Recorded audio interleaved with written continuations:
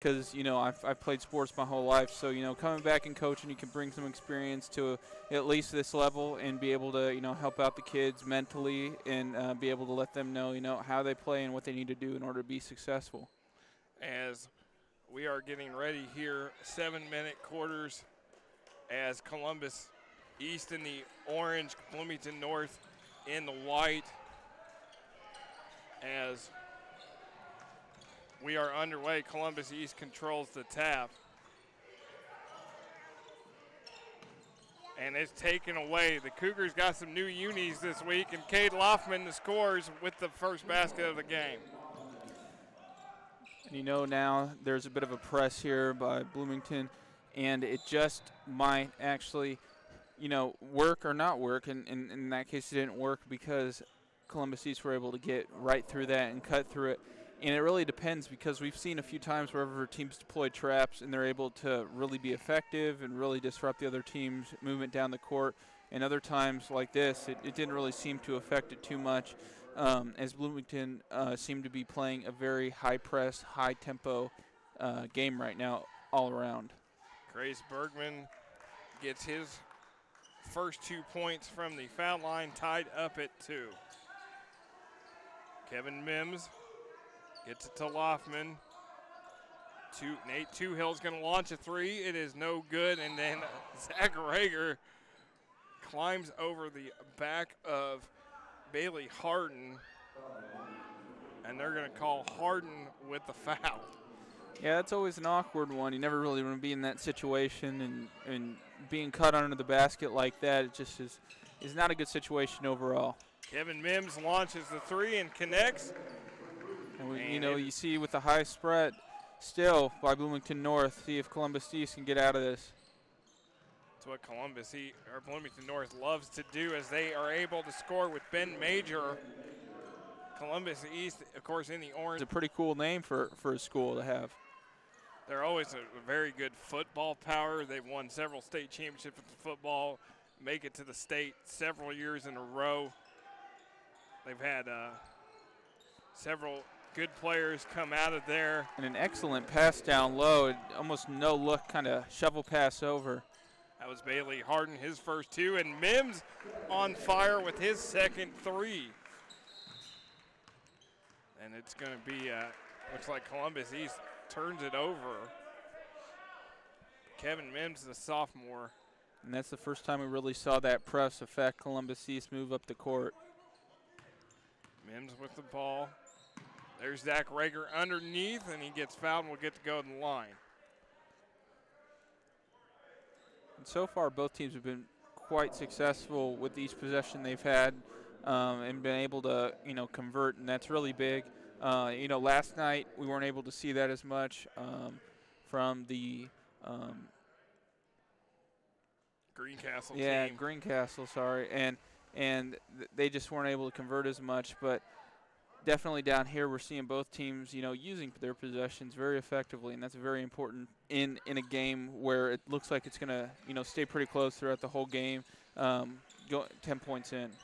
So Zach Rager hits both. He's a 6'5" sophomore, and it's a 4-point lead for Bloomington North. And the big man bringing up the ball there with the behind the back, a little razzle dazzle. He's got very good post moves inside. He's a kid that can, he spots up well and all that. And there's Nate Toohill with the basket. And he's got the long socks on there. Now the Cougars sporting the new uniforms that were provided to them by Adidas. And that kind of is a psychological thing too. Whenever you get new uniforms, it's kind of everybody walks in, kind of sees how fresh and sharp they look, and you play with a little bit more of a swagger whenever you're in them. And there is the nice pass to Ben Major, and he's got 4 points. And we see a nice pass from Fitch inside to Rager, and he is going to go to the line. Rager's a kid that loves to draw contact inside. I mean, he I want to say embraces that, because he's just a big kid, and he's starting to evolve the game very well. Yeah, and they seem to be using them a lot, using that down low post as a very effective way to get points and get fouls. Mims misses his shot, rebound by Columbus East. There's the miss underneath, and it's a out of bounds to Columbus East. Olympians again in the Hoosier Hills Conference, so this is a non-conference game. But they face the likes of New Albany, Bedford North Lawrence, Seymour, among other, Jeffersonville, Floyd Central, among other teams. It's always a tough, competitive conference. Yeah, and you always want to play these games wherever they may not be for something that is final or that is in the conference, but at the same time you also get that experience against playing a hard team. You get that experience, get that knowledge, learn some things in the game that you may not learn if you would play just in conference all the time, or other teams that you could schedule that may not be as hard and are easy wins. So it's good for both teams to be able to do this. They are in the same sectional as well. They've been in the same sectional for years. It's as you see Marco Fitch drive inside, and a nice feed from Kevin Mims. 5 players already scored for Bloomington North. But Columbus East and Bloomington North in the same sectional, along with Columbus North, Bloomington South, Shelbyville, and East Central. So they've been longtime sectional opponents, and again, no stranger to each other with a long history in all sports of competition. Now Hardin just slipped to the ground, but Columbus East is able to chase it down. Yeah, I see a lot of driving so far by Columbus East. They haven't really seemed to want to do that much on the perimeter, which is different than what you see Bloomington North doing, with a lot of inside pressure, but also some threes made so far. So it seems as though Columbus East definitely has an idea of what they're going to do for most of the game here. Xavier Trueblood, number 15, is in the game for Bloomington North, as Columbus East yet to go to the bench. Major is not able to get the shot, chases down his own rebound. Hardin's going to fire a 3. It's off the mark. And then Major just everywhere with the rebound. Nice pass, and they're going to call Mims for the foul. They thought that was a clean steal. Yeah, and down there, Coach Conte is very, probably not too happy, because that was a pretty good block. That was called there. You always like those blocks whenever you take it away from them. Maybe not a swap, but you get to take it away and go down the court. So definitely something, stopping the flow of the game and, giving an opportunity for 2 baskets for Columbus East. Bailey Hardin at the line, 1 of 3 so far. 6'2" sophomore. He's able to connect. He's got 4, and he's 2 of 4 at the line. One thing that we saw last night is always foul shots. It's always the difference in the game, it seems like. And so far, Columbus East doing all right. 4 of 6. Bloomington North right now, 2 of 2. Loftman can't get it to finish. It is chased down, batted around. And Ping-pong ball down there. Ben Kuhlman comes away with it. Now this is Crace Bergman. He misses it, and Mims, he's going to push it the other way. Up ahead, Loftman. Beautiful finish. That's a confident left-handed finger roll right there. He knew exactly what he was doing, knew it would go in, and whenever you have a thing like that, that's very, very nice. A good feeling. As looks like a foul on Bloomington North. It really is just 2 who fell down. Yeah. And then I think the Columbus East player just kind of bowled over him, so they're going to call the foul. Couple substitutions coming in for Columbus East. 43 is Casey Bartholomew, 6'3" sophomore. Elliot Koopman is number 25, 6-foot sophomore for Columbus East. Again, 7-minute quarters in JV. If you play both JV and varsity, you can play up to 5 quarters a night. So that's always a point to mention in every JV contest, because these guys always have to quarter players, it seems like. Trueblood tries to save it, and then Hardin could not. Goes off Loftman, and it will be That was a smart play right there, too. He knew he was going out of bounds, couldn't stop himself, so he threw it off an opponent and ended up getting the ball for his team. So here comes the press, as you mentioned, for Columbus East. Good passing, jump stop in the lane, off the mark. And then another pass inside to Harden, and he's able to finish. Credit Daniel Murphy with the assist. And a hard finish, too. No call on that. Mims showing more confidence than I've seen the last couple games. Is looking more to pass. He's shooting the ball well as he fires up a shot. This time no good, and chased down by Casey Bartholomew for Columbus East. And you notice whenever they're on the fast break, you know, Columbus East has a lot more freedom in taking up the ball than whenever they're bringing the ball out for after a shot or a foul. And, you know, that's something they can really use is not have that stop and play as much and then allow the free flow of the game to give them just a chance to be down on the offensive side a lot more easily and a lot more efficiently and a lot more have a lot more time down there instead of just trying to get it through the trap. In the game for Bloomington North, number 12, Colin Weeger. As Loffman has it. 4-point lead for the Cougars, and then Loffman throws that away. Yeah, trying to hit the big man down low on a pick and roll kind of off screen or off ball play.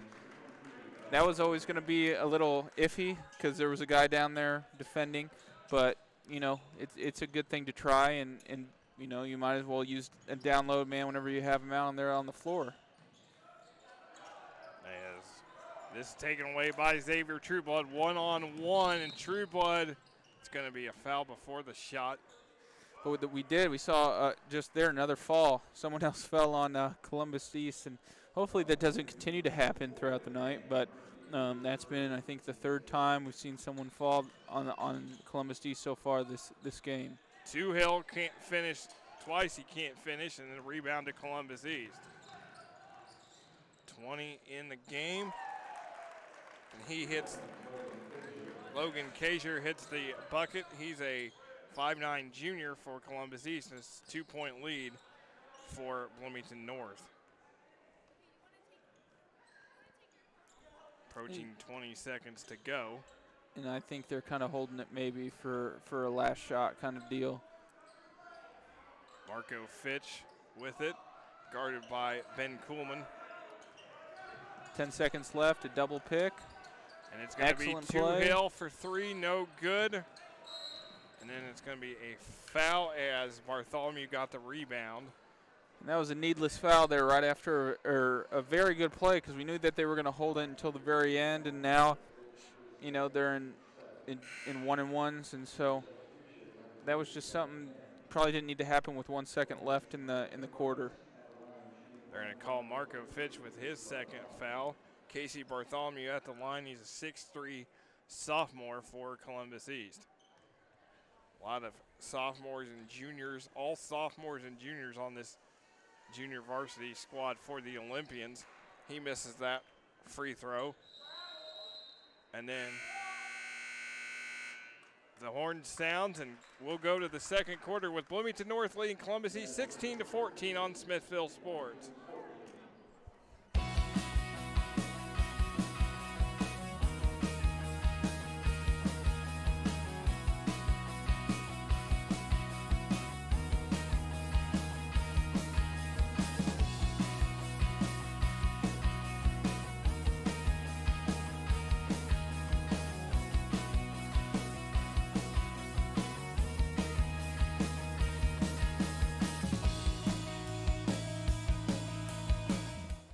As we welcome you back to Bloomington High School North, you see Jabril Conte, the Bloomington North JV coach, his team up by 2 as we start the second quarter of play. Glad you could join us for North Cougar basketball on Smithville Sports.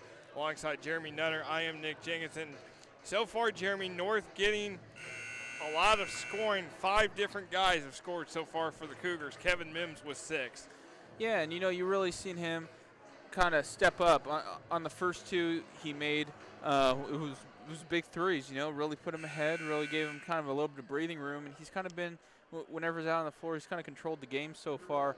And then on the other side with Columbus East, you just really seen everybody kind of take solid shots whenever they have possession. It hasn't been necessarily a question of whenever they get the ball down there. It's, you know, while they're getting the ball down there, it's difficult for them because that Bloomington North trap has been kind of difficult for them so far this game.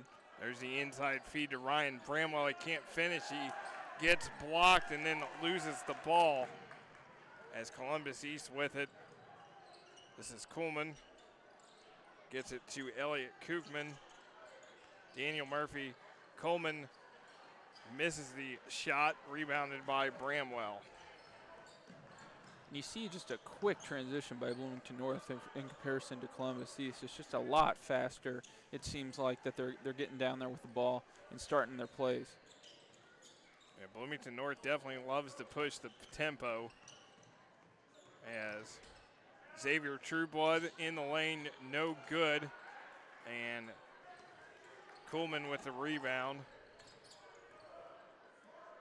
There is Logan Kasier, number 20, with the ball, guarded by Colin Weger. Nice feed to Coleman, and he scores his first two. You know, that's a really good look. You get the defense caught ball watching down low, and you're able to just hit the man that's behind him and been able to peel away.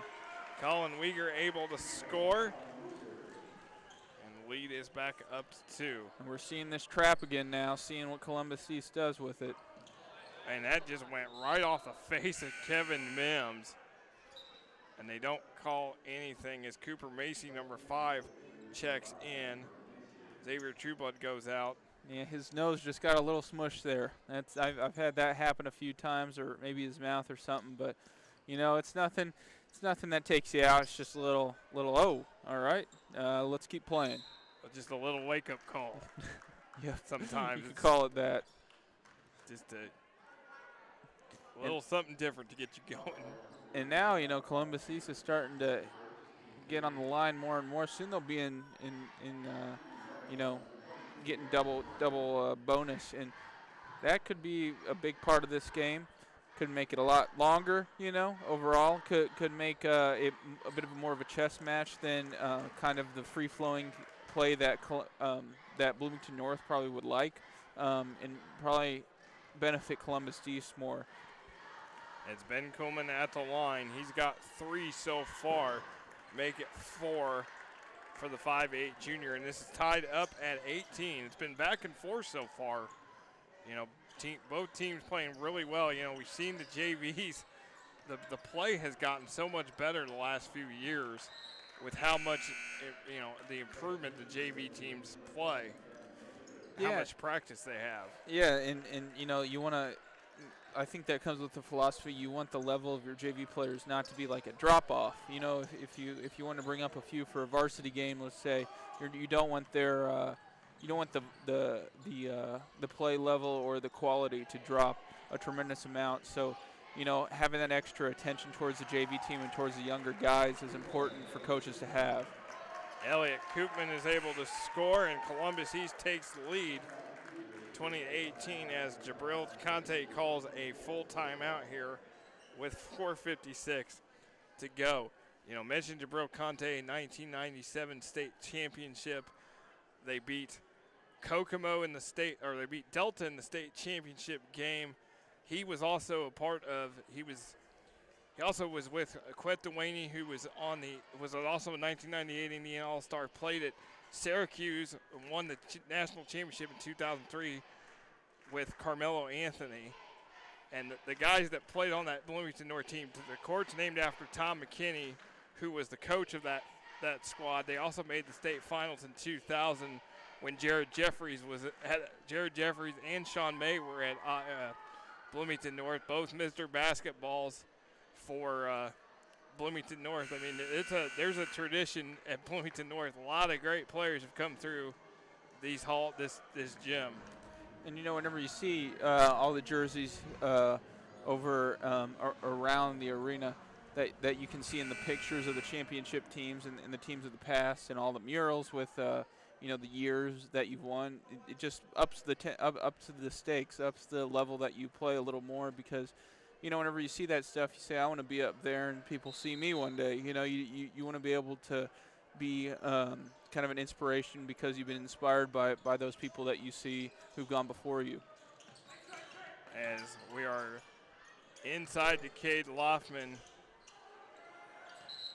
and we are with the travel. It's been 2014, the last time Bloomington North won the sectional. They would love to get back to that. They made the semi-state that year, lost to Indianapolis Tech in the semi-state in Richmond, and that was when Trey Lyles played for Indianapolis Tech, who's now in the NBA. Yeah, that was a good Arsenal Tech team, and they had a lot of good players on that team and were dominant, mainly because of Trey Lyles. That ended up going to that Kentucky team where everybody kind of played one year and then decided all about, 7 of them just all left after their freshman year. It was pretty incredible to see that team play. And Two Hill hits the 3, but yeah, that was the one and done, the one and done factory that year of all those guys that left. There's the pass underneath as Kaiser gets fouled and will go to the line. One of the guys that was on the 97 team with Jabril Conte was a guy named Mario Waisang, who was born in Indonesia and actually ended up having a great career in Indonesia, played on the Indonesian national team, played a long time in the one of the leagues over there, and just retired about a year ago and had a great career and all that stuff. So, I mean, there was a lot of talent on that 97 team that just lost one game that year. And they'll always go down in history as the last one-class state champion. As it looks like there was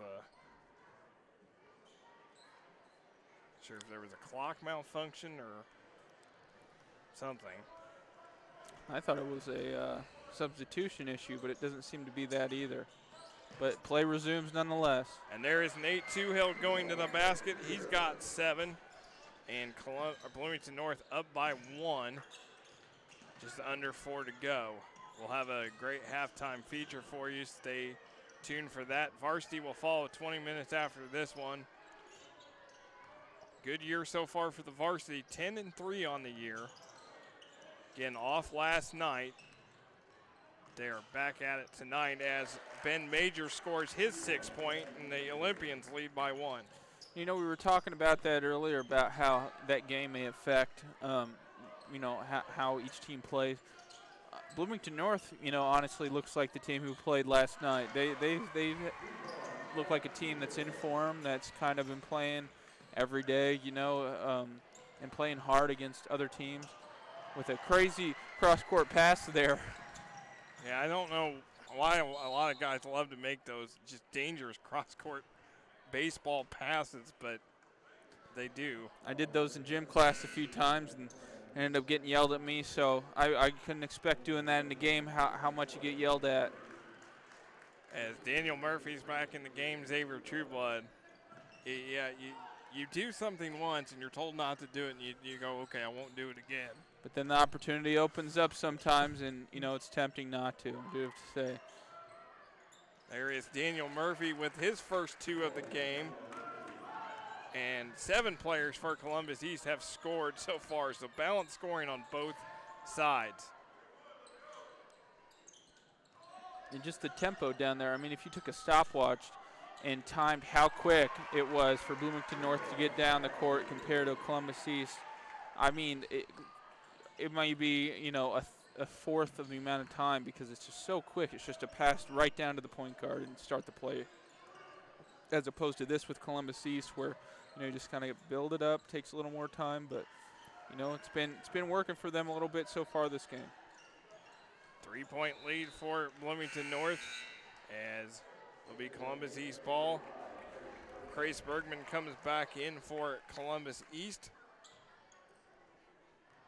As a lot of guys seeing time for both squads.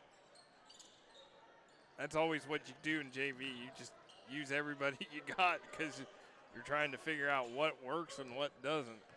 And you're also trying, maybe there's a coaching thing where the varsity coach kind of wants to see, what he's got here down at the JV level and what he can use, which Bloomington North, honestly, plenty of three-point shooters out there tonight. Nate Toohill knocks down his third three, and Mark Meyer wants a 30-second timeout with 1:44 to go. Both teams have 4 timeouts remaining.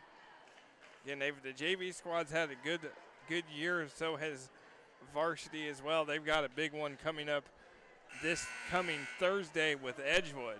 And Edgewood, of course, last night beat Greencastle to win the Western Indiana Conference Championship 53-41. And then Edgewood today played up at Bankers Life Fieldhouse in Indianapolis against Monrovia as part of a 5-game event, and they won 57-52. And Trevor Taylor led the way today with 25 points, and he knocked down 5 threes as well. That was a little different than last night for sure. He definitely ate his Wheaties in the morning and it came to play, so that's good to hear. Had 13 last night and 25 today, the only Mustang in double figures, and erased 11-point lead to be able to come back and beat Monrovia this afternoon. And that's so big for these kids to play in an arena like that, in a space like that. I know you were there and were able to watch some of the games. So, just see on those kids' faces, because, you got to smile a little bit whenever you get to play in a place like that. Only time I'm ever probably going to get to sit courtside in Bankers Life Fieldhouse. It was pretty neat sight. Sit there, center court, front row, in those seats that probably cost way too much money for Pacer games. I know Greencastle played Tri-West in the second game, and Greencastle was victorious against Tri-West. 3 other games were going on later throughout the day, so it was a fun atmosphere. It's fun for those fans and fun for the players and coaches to get to play in a place like that. And it's similar to whenever you go to Lucas Oil for the high school state games, where you play on that field, and it's an incredible experience for those guys too, playing in those professional arenas, because even though high school arenas are getting better and better, as we see here, Bloomington North is a very nice arena, and at Edgewood as well, where we were at most of the time, is a very good arena. Going to a professional arena is a completely different mindset, ball game, and a feel that's completely different as we see it. And one here. Cade Loffman gets his 6 points of the night, and he gets to go to the line. Ben Major knocked down the 3 on the other end. That's going to be on Daniel Murphy, his second, and the team's 7th. Cade Loffman at the line, 6'3" junior football player for this Cougar squad. And a lot of, in high school, whenever you're asked what sport you play, if you're not too big of a school, it's usually I play this, this, and this, because there's a lot of multi-sports athletes at high school, which makes you a well-rounded player, and then you end up normally people just end up choosing their main sport that they really focus on, and so he seems to be doing all right at basketball, that's for sure. There is Kevin Mims with the steal and can't get it to go, but he'll go to the line. Yeah, both these schools 4A schools, so you may not always see as many multi-sport athletes, but you still see a lot. At the smaller levels, you definitely see it, because those kids have to play everything with numbers, with the numbers game. As Mims not able to convert there. First time we got to see Bloomington North practice, first thing that stood out to me was watching it was Kevin Mims's hair. And they thinking that LaMelo Ball had transferred to North. Yeah, it does definitely. Even in the mannerism, it seems to be quite similar in the way he tries to play and stuff, and in the look. A lot of people after they saw all those videos of LaMelo Ball hitting all those threes in games and calling shots, kind of wanted to emulate that, and all the big baller brand and LeVar Ball and all that mentality, and more power to him if you keep playing well. Go ahead, have the hairdo and go for it. Now 42, Seth Chandler comes in the game, 6'6" junior for the first time. as we're just down to 1 second here. And there's the inbounds, but they're going to wave it off. They're going to say it was after the buzzer, so that does not count for Mims. As we look at the highlights from the first half, nice pass from Mims to Marco Fitch. Several Cougars score, several Olympians score as well. As you see Colin Weeger score underneath for the Cougars. Nice pass from Coleman inside to Elliott Koopman. Nate Toohill lining it up with 3 threes so far for the Cougars, driving it inside as well. There you see the opposite corner 3. Weeger gets his bucket. And then Toohill another big one for 3. And then Mims inside to Cade Loffman. As we're at halftime, Bloomington North 35, Columbus East 31 on Smithville Sports. A short drive from French Lick in southern Indiana lies a great getaway destination with a difference. Woolston Ranch is located on 1,100 acres of land at the southwestern edge of the Hoosier National Forest. As if the relaxation and beauty of the great outdoors wasn't enough for you, the ranch boasts some very unique experiences. Each year, several elephants travel to Indiana from their winter home in Florida. Guests can book a 2-hour experience with these gentle giants called the Spa Appointment Encounter. Not only do you get to interact with these amazing animals, but the trained staff teach you about many aspects of their life and upkeep. Then the fun begins. The spa is for the elephants, and guests are invited to spray, wash, and scrub these playful giants. Moving on from the elephants, we get to another set of animals, giraffes. The new giraffe facility gives guests the opportunity to visit with Bert and Jabari, 2 African giraffes, and attend a feeding session. But that's not all. Once you're finished with Bert and Jabari, you can make your way to the Roosen Crew area. In this enclosure, you'll find kangaroos, miniature goats, snakes, an iguana, and many other small animals. Woolston Ranch is much more than just a great animal experience. What better way to see the beauty of the forested lands of Indiana than from above on the French Lick zip lines?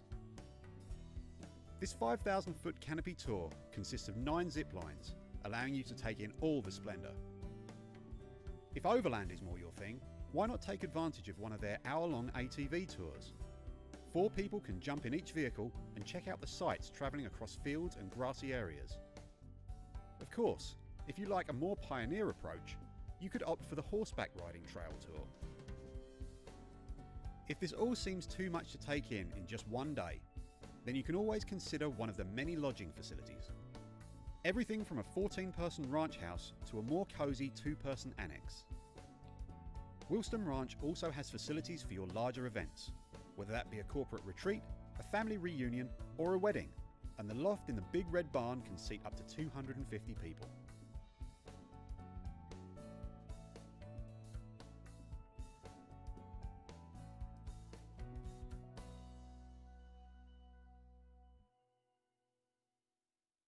So my name is Blake Compton. Here at Wilston, I am the property manager. You don't come to Wilston to see animals, you come here to meet them.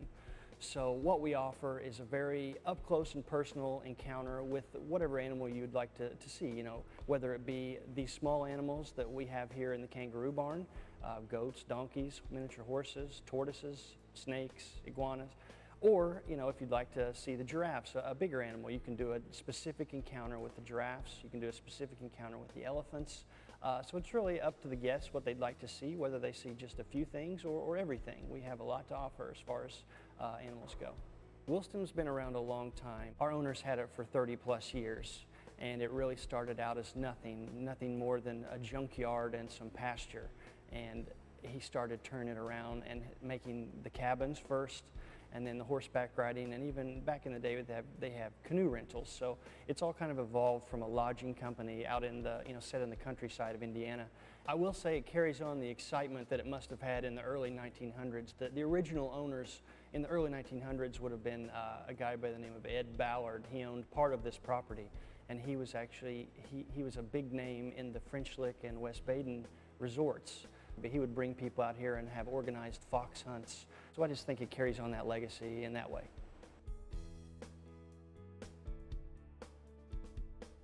The elephants love the spa experience. The elephants will actually make a certain noise whenever they feel comforted or even excited. They do purr, so you can hear them purr like a cat, and that happens most of the time in the spa.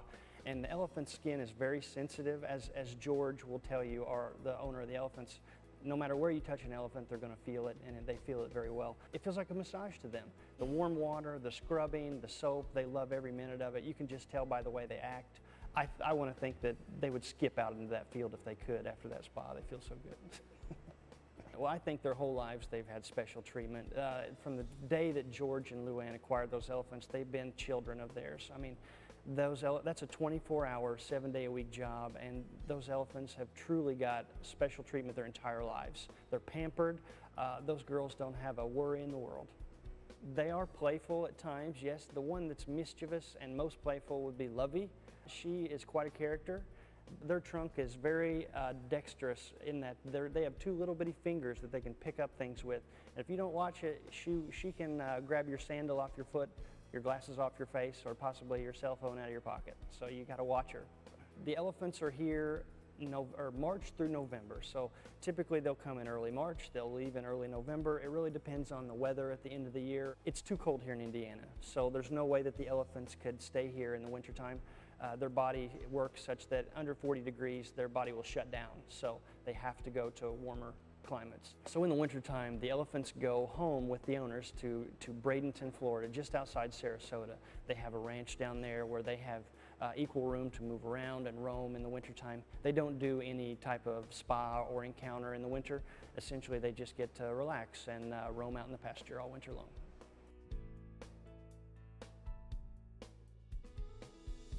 Moving forward for Williston, we do have a few things in the works.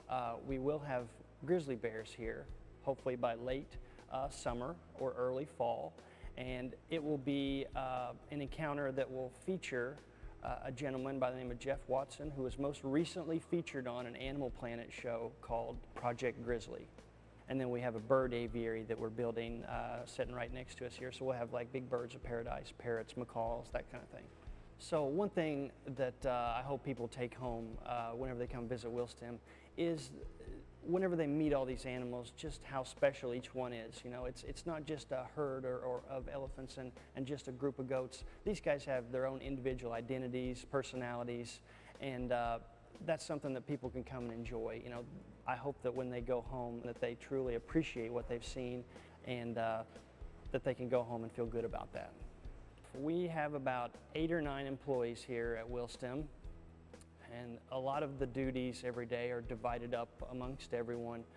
Everyone really pitches in to get things done. Obviously, with this many animals, there's a lot of cleaning to do, there's a lot of feeding to do, there's a lot of watering to do, and that's a job that goes on all day long.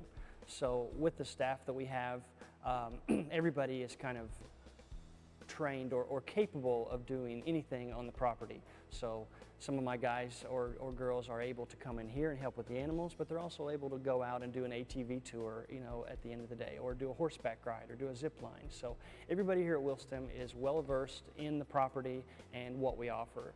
And anyone that comes to Williston, especially guests, you'd be able to ask any of our workers anything and they'd be able to answer it for you. Obviously, you need a very big heart to do this kind of work. You have to truly care about these animals. You know, these aren't just, you know, this just isn't a dollar sign to us. This is, you know, these guys are our family, and we've had a lot of these animals for quite some time. In my previous work, I found myself watching the clock a lot. You know, that's not the case here. You know, I truly find enjoyment every day. I just love animals, so it's very rewarding. I don't mind waking up every morning, and I don't mind, you know, staying late to work with these guys. Like I was telling you earlier, each of these animals has its own personality, and they all have, obviously they're all named, so I know them by name, and they know me by name is what I'd like to think. So I have a great time every day seeing these guys coming in the morning, seeing them look at me like, where's my food? Come in here and pet me. So it's truly helped my life. It's wonderful. I love working here.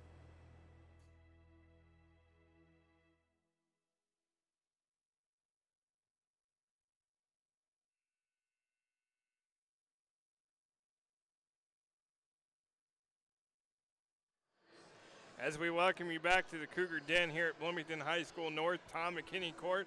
Cougars on top of the Columbus East Olympians, 35-31, as we get ready to start the second half. Glad you could join us for North Cougar basketball here on Smithfield Sports. Alongside Jeremy Nutter, I am Nick Jenkinson. And Jeremy, it is Nate Toohill, 3 threes and 11 points total, leading the way for the Cougars. Yeah, and whenever we were doing replays at the end of last half, he had a great half. Hitting threes, hitting open threes. I really feel like Bloomington North doing really well with their play structure and running effective plays and doing them the right way and quickly and really getting open looks that have really been successful for them. And the most important thing is that they're hitting those looks. They're able to convert those opportunities. And both teams have done a really good job. It's 35-31, and you don't usually see that at halftime in a JV game, at least for me. And so it's kind of good to see how effective both these teams are in possession and just aren't throwing the ball away willy-nilly. 6 threes for Bloomington North so far. Columbus East has only knocked down 1, but they're able to do stuff like that, being able to drive inside, but they can't get it to go. Toohill again on fire. Now they're going to call a foul. What are they going to? I think officials getting together. It was on the floor.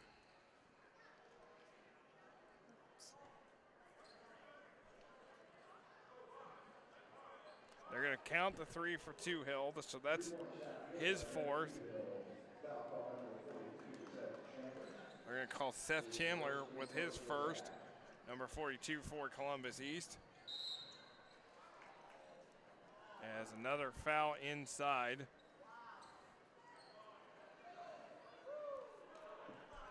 And Columbus East probably not starting off the way they want to with all these fouls. Already 3 fouls in the first, I think it's like 30 seconds almost. So definitely not the way you want to start off a half, because now those 3 fouls will be with you for the rest of the game, and that could mean that Bloomington North is able to get in that free throw swing a lot earlier than they would have otherwise.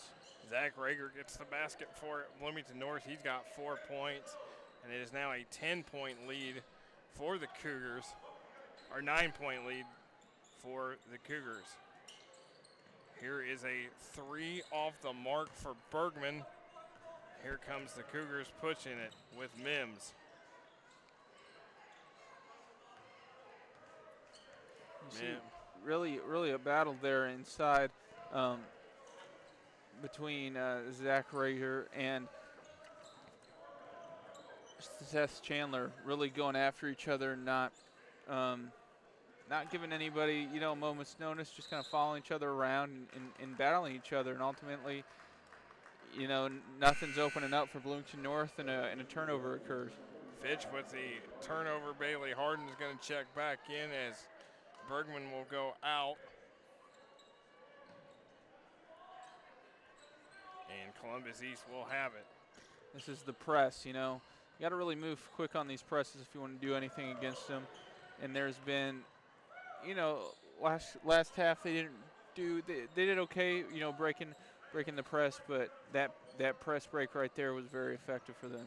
Major shot off the mark. Rebound put back for Murphy is no good. And then it is thrown into the hands of Loffman. Here comes the Cougars. Mims.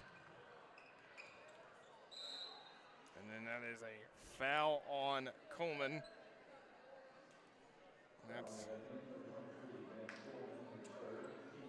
a little exchange there between the coach and Kevin Mims, and just kind of a teaching moment right there. As there's Rager to Mims, puts up the shot, can't get it to go. He takes a hard tumble to the floor and will go to the line. And again, you look at that foul line. 0 fouls for the Cougars, 4 fouls for the Olympians. Definitely something to think about as we move through this third quarter. Columbus East calls a full timeout here with 4:57 to go, as you see that Columbus East has 3 timeouts, Bloomington North 4 timeouts.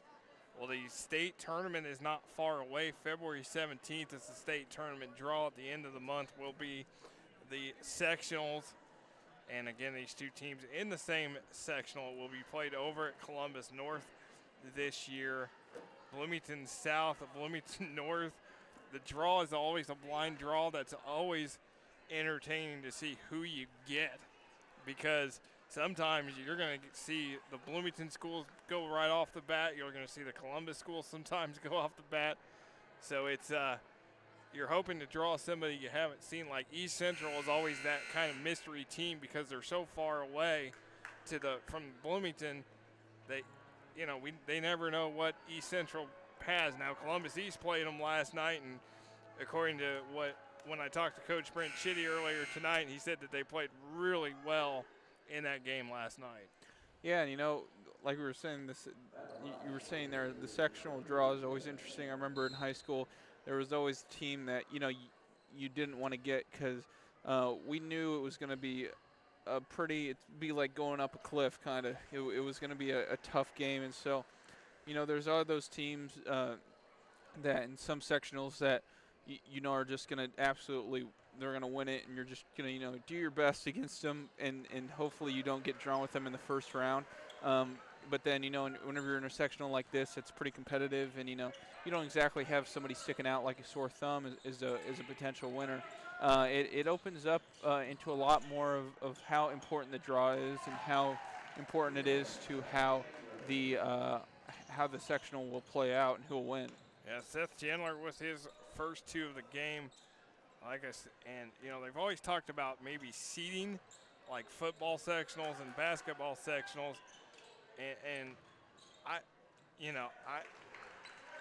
don't know if that's the answer, but I think it's because sometimes you've seen the same teams face each other for 3 or 4 years in a row, and you're thinking, hey, how does this happen every time? It's a blind draw, but you kind of wonder sometimes the process of how it's done when you seem to draw the same opponent year in and year out. Yeah, and also if you're on the losing end with that team, it definitely is demoralizing seeing that draw happen over and over and over because you just want to play someone else. You just want to, do that, and then you start thinking, the blind draw is more like it maybe isn't too blind in your head if you keep playing the same opponent over and over again. But yeah, it's always an interesting time. I've been on a few, teams where that has happened, and you kind of get drawn against a team that you can win, and you feel confident against. You get drawn against a team that you may not, know the outcome with, and that's really fun. But I played in a game. We won 2 games all year, and our second win was in our first round of sectionals.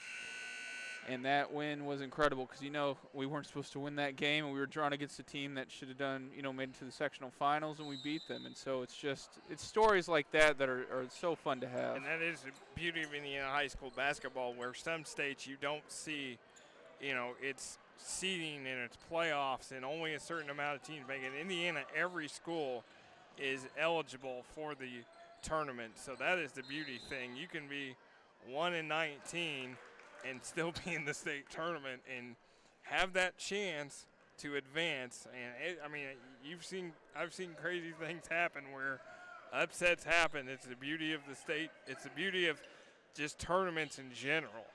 Yeah, and as we see Columbus East here on offense down low. There is Chandler. He can't get it to finish. And there is Rager with the rebound.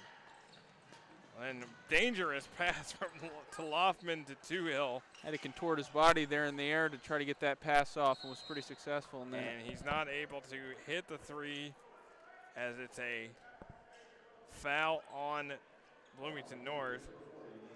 And I want to go back real quick because there was a time where we were playing soccer in our sectional. And the team we were playing against, one of them, all they did, oh my goodness, with an absolute move. Loftman behind the back, beautiful play. He's got 10 points. That was a great play right there. And going back to that, yeah, there was a team that we played that they're only made a team for sectionals. So I mean, like you're saying, Indiana basketball, anybody can do it. Well, this team only made a team for sectionals because they didn't have enough for the regular season. So they only made a team for this, and so anybody could kind of get in there and had a chance. So I think that's awesome that Indiana does, and something where everybody gets a chance. It's not a participation medal because you definitely get whipped if you're not, supposed to be there and not, don't show up on the night you're supposed to play. But if you do, you definitely always have a chance to do something. Cade Loffman got his 12-point. After he gets inspired by that behind-the-back layup, I would expect him to score a few more inside shots. Now Zach Rager's going to get called for the foul underneath. That's his third, team second, and Xavier Trueblood's going to check back in, replacing Mims for the Cougars. And then Harden has it for Columbus East. Here's Loffman. Now he's going to take it in and score. All of a sudden, 13-point lead for Bloomington North. And it's just been, little things where they haven't been able to make shots like that, and haven't been able to make an effective move against Bloomington North on the break, and as well just little mistakes. It's and as we were talking about last night, it just takes a little bit each time scoring in your possession, a layup or a simple jumper, and over time, that's going to add up if the other team can't convert on their end. As Ryan Bramwell checks back in, replacing Rager, and foul on Bloomington North. That's going to be on Bramwell, his first, team's third. Going to send Bailey Harden to the line. He has eight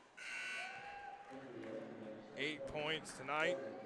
Logan Kasier comes back in for Columbus East. As we see more people filing in to get to see the end of this JV game, it's always when the JV players, maybe step it up a notch, since, they have, people in the stands, more people watching them, and more people to impress out here. Yeah, good crowd on hand tonight for this game. As Loffman has it. Marco Fitch, no good. Rebound by Harden. As here is Elliott Koopman, and that is Harden. And this is Fitch with the rebound, going the other way. And he is able to get the basket, his 4th point. And you see, try to take a charge down there. That's always something you try to do, but 9 out of 10 times, it's probably not going to be given unless you really are set and ready to go. So that was kind of an interesting move on down low, trying to get that call. And Ryan Bramwell with his 2nd foul, the team's 4th. And as you see now, they're even on fouls with 4 and 4s, so Columbus East has done a good job of limiting themselves and being more controlled on defense. Chandler called for the travel, as it will be North basketball. Under a minute to go here in quarter number 3. Fast-moving game. Hill, no good. Harden with the rebound. And a lot of points scored so far in this game. A lot of a high-scoring game where the defense has been, okay. It's not like a game in the NBA where you'll end up seeing, a 136 to 145 game or an all-star game, kind of where no one plays defense. The defense has been all right. It's just the conversion percentage has definitely been quite high, especially for Bloomington North. Colin Weegar comes back in for the Cougars. As looks like Hill will sit. About 20 seconds to go here in quarter number 3. And I think they're going to hold again for this last shot, maybe do the double pick thing that they did the last time. There's a pick. We are not able to get through it. They've got about 2 seconds. Got to fire it up. Fitch does. It's short. And we'll go to the fourth quarter with Bloomington North on top, 52-41 on Smithville Sports. Whether you need an awesome wrap for your truck, a new look for your sports car, or simply some great window tinting, Van Horn has you covered. Need accessories like step bars, bug shields, or toolboxes? Or how about a neon clock for the garage or den? Van Horn can take care of it. With years of experience, Van Horn gives you the professional look with the quality you deserve. Stop by our shop in Ellettsville, the large building behind McDonald's, or give us a call at 812-876-2230. You can also visit our website at vanhorn1.com. Van Horn Tent and Accessories, the place for your custom vehicle needs. As we welcome you back to the Cougar Den here at Bloomington High School North, there is Columbus East. Coach Mark Meyer, his team trails 52-41 as we start quarter number 4. Glad you could join us for North Cougar basketball here on Smithville Sports alongside Jeremy Nutter. I am Nick Jenkinson, and we were talking here in the break about how this is a high-scoring game for a JV contest. Yeah, as we were talking about that, we were talking about, IU didn't even score as many points as the Cougars have tonight in this JV game, and just kind of how this is an uncharacteristic game where it's almost the score of a college game. It's kind of weird. You don't see it in a JV game normally. They get to 40s or whatever, something like that. Not terribly high, but it's just been a high-scoring game where, a lot of shots have been made, a lot of plays have been made, and opportunities taken. As Bloomington North controls to start the fourth quarter, Mims drops it off. Loffman throws up a shot, no good, and it is Kasier with the rebound for Columbus East. Major underneath to Logan Kasier, and he gets his 6th point of the night. But there again, if you just see that intensity by Bloomington North, it's really not giving Columbus East much opportunity to get set on defense. It's really causing them troubles as they may be all of a sudden ball watching, and then there's a move behind them, and they just can't see because there's so much going on. Colin Weegar checking back in. Mims is going to take a seat. Mims tonight with 9 points so far. Fitch, Rager. And the big man doesn't want to shoot. He thought about it there for a second and ended up passing away. Trying to set the screen. Does for Weegar. Now he's going to shoot, and it's off the mark. And he had an opportunity there, either that pick and roll or the shot, and he chose the shot. And the pick and roll, definitely a mismatch down there whenever you have the point guard guarding your center. That is off Bloomington North. It will be Columbus East basketball. Just under 6 to go here. Reminder, Varsity coming up 20 minutes after this one as Harden is fouled. The band is getting settled in as Rager gets called for his 4th. Now Jabril Conte is going to call a full timeout. 5:49 to go. So Varsity coming up next. Again, we've talked about the coaching, the history of the coaches. Brent Chitty for Columbus East coached at a lot of different places. Was an assistant here at Bloomington North. Graduated from Bloomington South. Jason Spear coached at Columbus North. Played for Bedford North Lawrence. Even Brent Chitty was telling me before the JV game that he remembers when Jason Spear was a player at Bedford North Lawrence. So, that's how long Brent Chitty's been around as a coach. Brent Chitty, a very vocal guy. You'll hear him you're going to hear him from up here, definitely, as he yells instructions to his team. So it should be a good one. I'm looking forward to bringing it to you And then here at February 8th, our final broadcast of the season, Terre Haute North in Bloomington North. Terre Haute North won the Wabash Valley Classic this year, beat Edgewood in the quarterfinals of that Wabash Valley Classic this season. So interested to see Terre Haute North. That is a Conference Indiana matchup as well. So here is Crace Bergman with the ball, 35, Ben Major, number 10. 25 is Elliot Koopman, and he misses the shot. And in a lot of games, especially JV games, I remember a few weeks ago we were here and we thought it was going to be rumble tumble because the refs didn't seem to know where their whistle was for most of the time. In this game, definitely heavy on fouls, definitely calling everything. So it's kind of interesting to see, especially in the JV level, just how many different players or how different refs are in their calling and what they do, and how vigilant they are in a game. And this lead is actually cut down to 7 as Columbus East, and that will be on Bloomington North as Columbus East. And starting free throws now, 1-and-1, and they'll be shooting 1-and-1s or even just straight 2 free throws for the rest of the game now. As this is Bailey Harden at the line.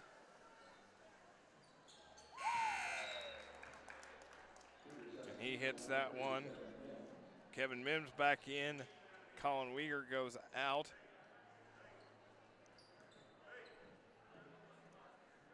Yep. 13 for Harden. Makes it 14. And now it's 5. Lead is 5, approaching 5 to go. Last night, the Edgewood JV won by 30 against Greencastle. North just trying to hold on. Mims throws up a shot. It is way off. And here comes Columbus East. And you got to take these opportunities if you're Columbus East and try to score. And that was taken away. Here is Loffman. Major had that jump stop in the lane and it was stripped.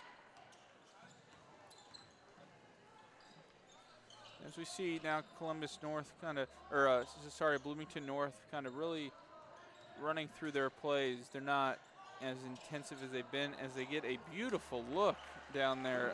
Columbus East got caught ball watching at that moment. Missed their defensive assignment, and Cade Loffman gets the easiest 2 that he has had this evening. Like free throw practice, you play in an empty gym, some free throw practice. That's exactly what it was like. Ben Coleman is going to come back in as Kazier's going to go out.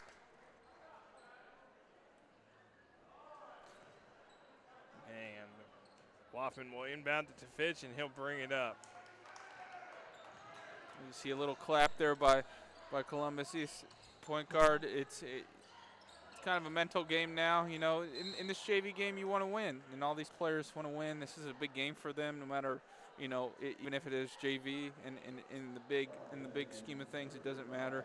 You always want to win against the opponent that you're playing against because you don't want to be a loser. That's always the mentality that you got to have whenever you're in these games, because there really isn't much to play for other than personal pride and really showing off what you got to the coaches. Yeah, coaches always have Logan Kazier's going to check in, but the coaches, it doesn't even start with the JV and the freshmen. It really starts with the feeder, in the elementary schools, the middle schools that feed into the high school. I mean, you have to build from the ground up. That feeder program is always so important. And that's grown bigger and bigger as I've kind of gotten older and older. It seems as though they're starting people with specialist kind of mentalities earlier and earlier, and very specializing people into a certain position or a certain kind of style of play, because now you have so many kids playing sports or coming out for different activities that you can't have somebody play every position now, you know, I just like to play basketball or whatever. Because if you're a coach and you hear that, you're like, well, you know, I have a bunch of kids who know what they're playing and know how to do it and know their specific assignment. And so that kind of is an interesting thing I've seen more and more as I've grown up, that people are just growing up with more specialized mentality, and their parents are putting their kids into these situations where they're a point guard, you know. And Nate Hill misses it, but you also talk about the fact that these kids, they play year-round now, you know, with summer basketball, AAU, all these workouts, conditioning. I mean, if you play multiple sports, I mean, it is 24/7, it seems like, and you're balancing from going from baseball to basketball to football practice. I mean, they're allowed to do so much more now than they used to. Mm-hmm. Yeah, and that's big. You know, it's crazy to hear about. You know, some of these families, how they have, you know, one son playing baseball, the other playing, you know, travel soccer or whatever, and the other one playing AAU, and just you know, and you're in a different city every weekend, different place every weekend, but you know, you got to do that if you want to, especially in basketball, if you want to get looked at by some of the universities. You got to play in those AAU leagues where the best of the best are playing, because if you're not playing against the best of the best, why would a college coach, you know, top-tier college coach really want to look at you? Yeah, it's a 30-second timeout for Columbus East, 54-47 with 2:57 to go. 2 timeouts each for both teams. It is unbelievable now, just the amount of commitment, time, effort, and money that's put into you know, kids playing, especially if you're on one of those top AAU teams or travel teams. Man, you're traveling all over the country. And you have sponsors by some big brands as well, and it's almost like, you know, you're at a D1 level before you're playing D1, or at a professional level before you play professionally. So it's really incredible to see some of the facilities too, and you know, some of the treatment these kids are getting at a very young age. Whenever you're playing at the top tier of your level.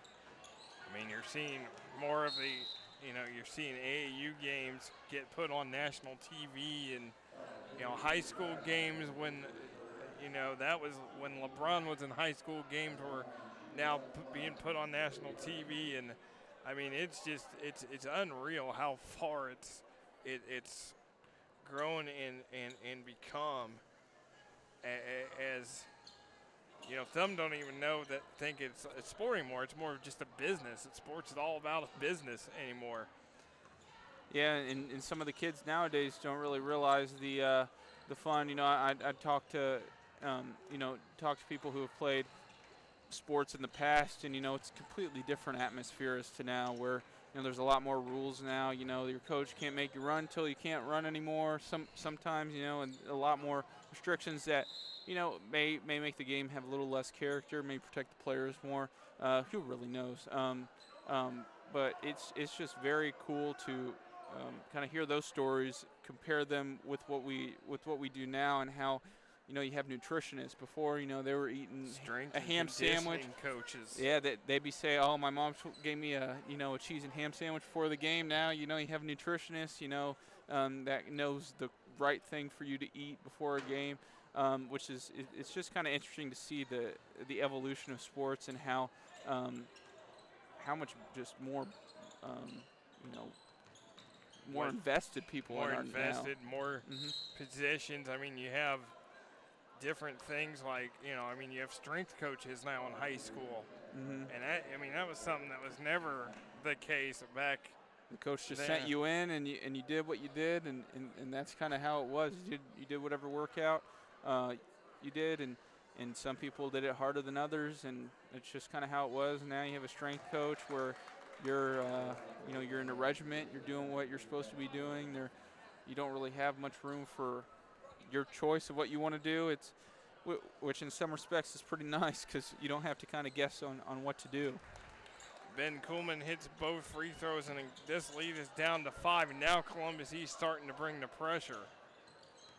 Yeah, the first time we've seen them defend on Bloomington North side of the court whenever they're bringing it up. So it's kind of interesting to see them start that now, because they haven't done that all game. whereas Bloomington North has definitely kept up the intensity and the tempo all game long.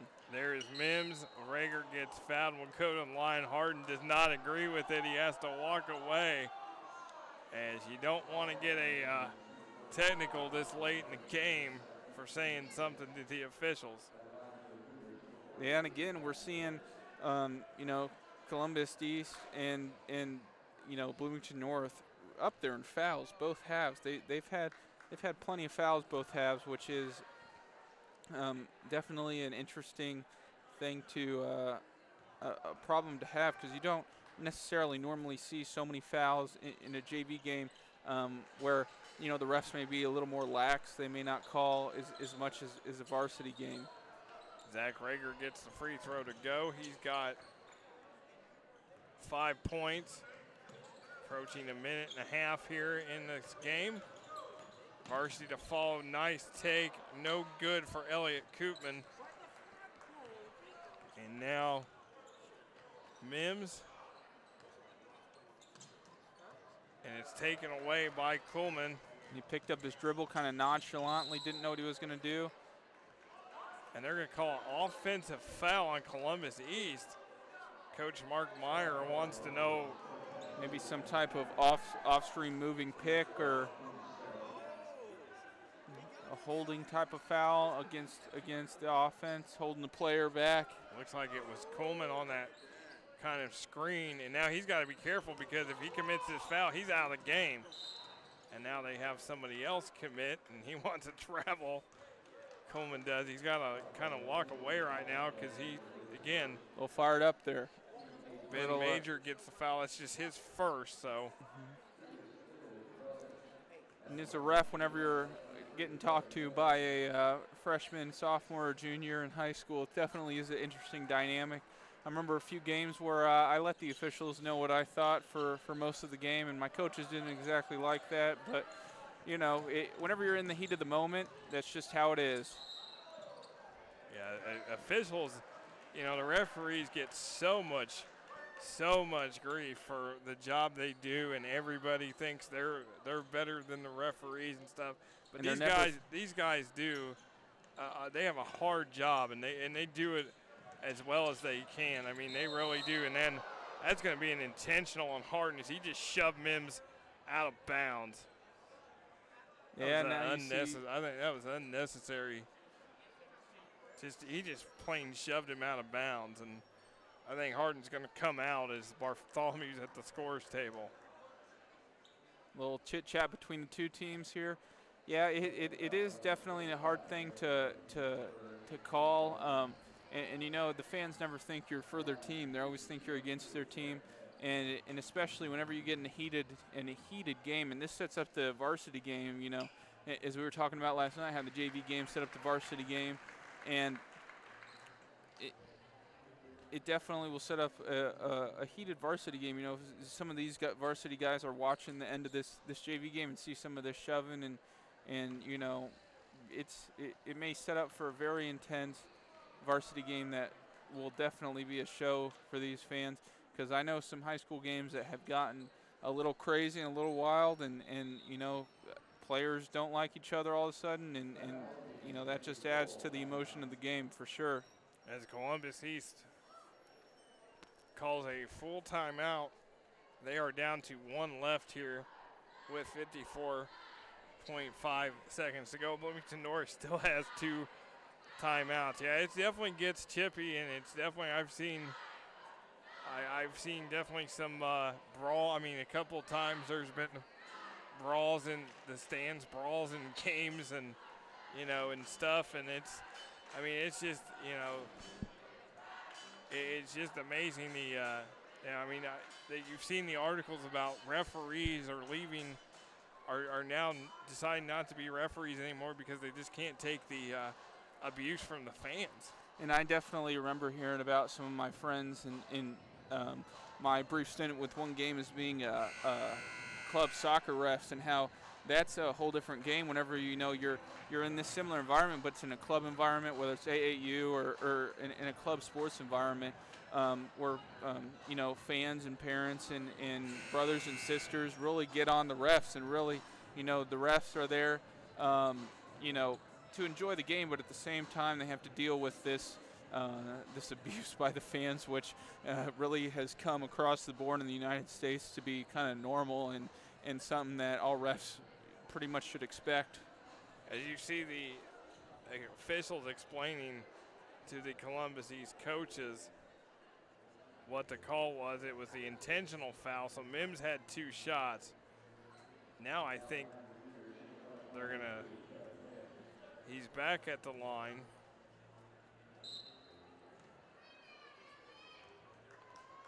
Mims tonight, good game for him, but he misses that one. He's gone 1 of 4 in this quarter. Lead is 7. Columbus East, if they can get off a good shot here. This is Bartholomew. That's going to be an offensive foul on Columbus East. That's on Bartholomew. And Columbus East definitely feeling like everything's going against them right now. They haven't had a call in their favor for a while. And there is Mims getting it to Rager, and then Loffman underneath, and an easy finish for Loffman. And Bloomington North has sealed this one as Craze Bergman scores. Lead is back to 7, but Columbus East will call the Dogs off with about 15 seconds to go. So another win for the JV squad as they're going to win this one by 7 as Kevin Mims is going to draw it, is going to dribble it out. 58-51 your final. As the Cougar band tees it up, here are the highlights. Nate Toohill, hot from beyond the arc. 4 threes on the night for Toohill. Columbus East being able to score, but Cade Loffman also in double figures with the easy finish. Steph Chandler scores inside for Columbus East. There's the steal. Loffman behind the back and the finish. I mean, he did a really good job tonight driving to the basket, getting major points. There was Harden with the big shove as Bloomington North wins 58-51 for all the hardworking women and men behind the scenes. For my partner, Jeremy Nutter, I am Nick Jenkinson. We will see you in 20 minutes for the varsity game here on Smithfield Sports.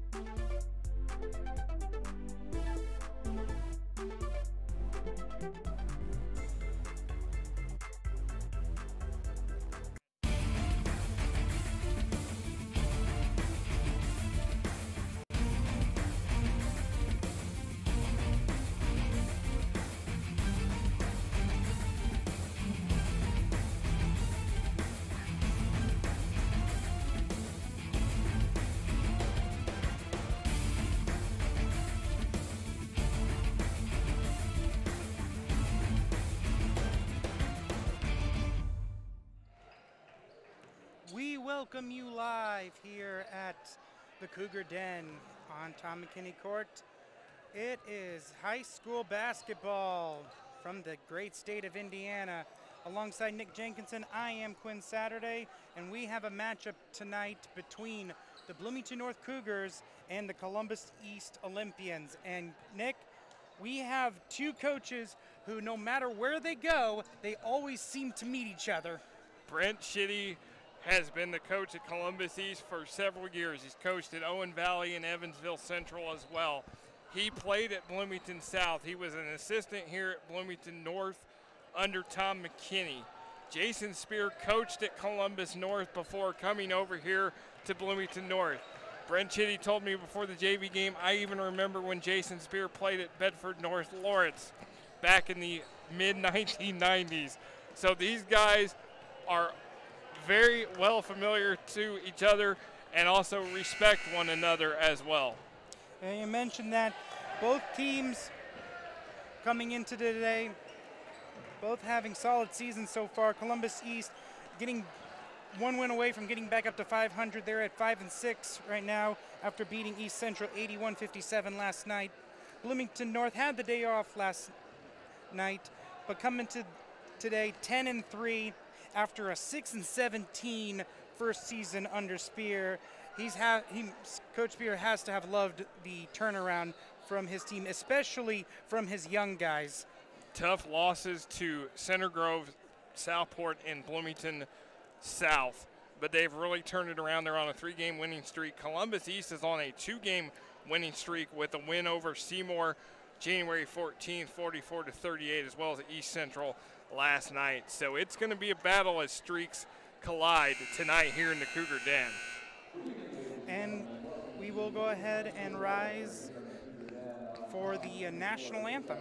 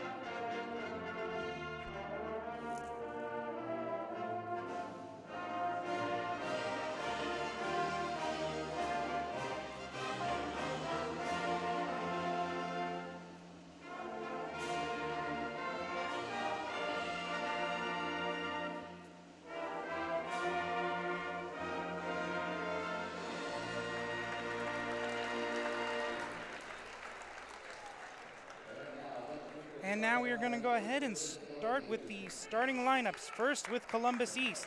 At the guards, Drew Johnson, number 11, a senior, 5'10". The other guard, LaKeven Whedon, a 6'1" senior. He'll be wearing number 22.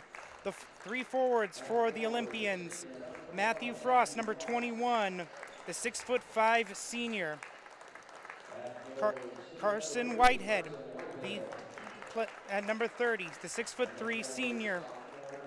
And finally, Tyler Boyer, the sophomore here in this very upperclassman-laden team. He will be wearing number 33 at 6'3". And now for the Bloomington North Cougars. At the guards, there'll be three of them. At freshman starting point guard, number 11, Nick Kleiber. Number 22, Isaac Venzel. He was the sophomore season. Junior Jeremiah Blair will be wearing number 23. And at the forwards, got Tim Brewster wearing number 13. the junior, and at senior number 1, Chris Thomas. And some of the numbers have changed because Bloomington North just got new uniforms this week. So Chris Thomas' number is different, Brewster's number different, along with Isaac Ventel and a few others. So new unis, new numbers for most of these guys. Hopefully same performance, the Cougars and their fans hope. We're about to start here. We hope you're excited for an evening of basketball here. Friday night might usually be the night for high school basketball in the state of Indiana, but Saturday has started becoming quite the night for high school basketball too. And quite the day, because I was up in Indianapolis watching Edgewood play earlier this afternoon, so it's already been a full day of basketball for me, but there's nothing better than full days of basketball. Frost wins the tip, and the Olympians will start out with it. You talked about how the young guys have been great. Kleiber's the freshman point guard. Isaac Ventel, the sophomore, leads this team in scoring for Bloomington North. Over to Frost. Over to Johnson. Looking for an opening. He's going to drive down the middle. Going to try to shoot it up. Can't get it to go. Rebound by Whitehead, and he gets fouled. Good take by Johnson. Whitehead couldn't get the roll it go, but this is what you want to do if you're Columbus East. You want to attack early on against Bloomington North and get the guys in, the big players, in foul trouble. At the line, Carson Whitehead, the senior, makes the first one. Always big on the road to get the lead early. Here's the second one, and it goes through. Kleiber's going to go ahead and take it up for the Cougars. Columbus East not pressuring the ball yet. Brewster in the corner. He's going to drive to the lane. Going to kick it out to Thomas for 3. In and out, and going the other way. And that is a block by Thomas, and it's going the other way now. Isaac Venzel tries to bring it up aggressively and is able to draw the foul on Whedon. Columbus East fans wanted goaltending on Thomas. They did not get it. Great defensive play by Thomas to prevent this from being a 2-score game early on.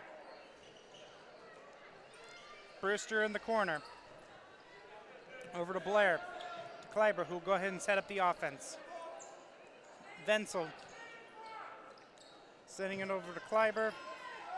Used a little bit of a screen from Thomas, and he hits the 3, and North takes the lead.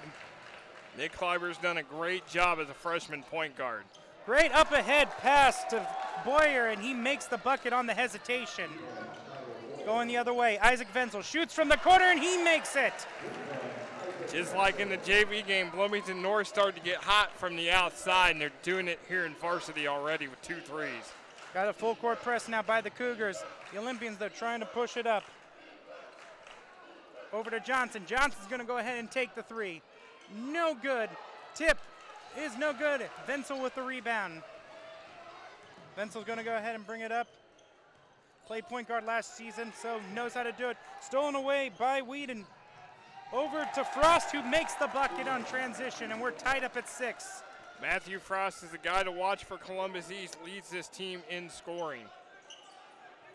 Dangerous player, and a foul will be called on Whedon, and that will be his second.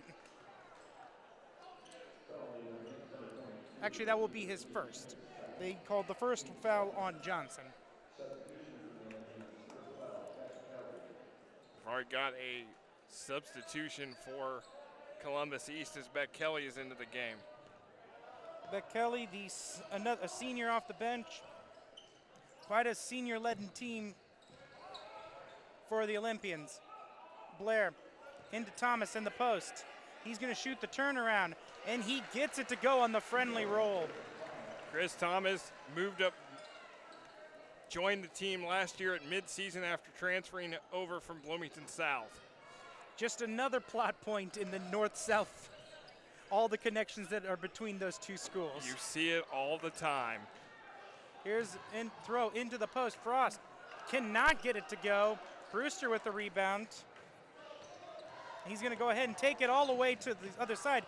Isaac Venzel in the corner. Hesitation, shoots. He hits another one from there. Money for Isaac Vincel, Quinn. 2 threes, 6 points, 3 threes for North so far. Frost gets by Thomas and is able to hit the running bank shot. Columbus East long and lanky, using that size to their advantage inside. Vincel uses the hesitation to drive in, kicks it out to Blair for 3. He hits it! It's raining threes here in the Cougar Den as they try to hit it up ahead. Olympians trying to stay with it. Frost. They love to get hot from 3 when we're here. A couple of years ago they did against Evansville Central Johnson as well. To kick it out to Kelly, and there'll be a foul underneath. And that's going to be against Brewster. Actually, that will be on Blair. Team's second, both teams 2 fouls so far in the game. Johnson will inbound to Whitehead, over to Johnson.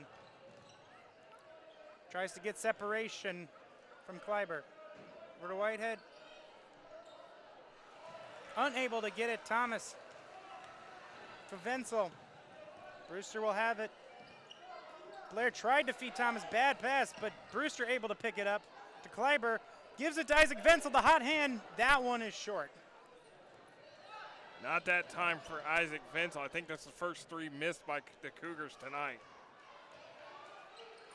Frost will go ahead and reset it.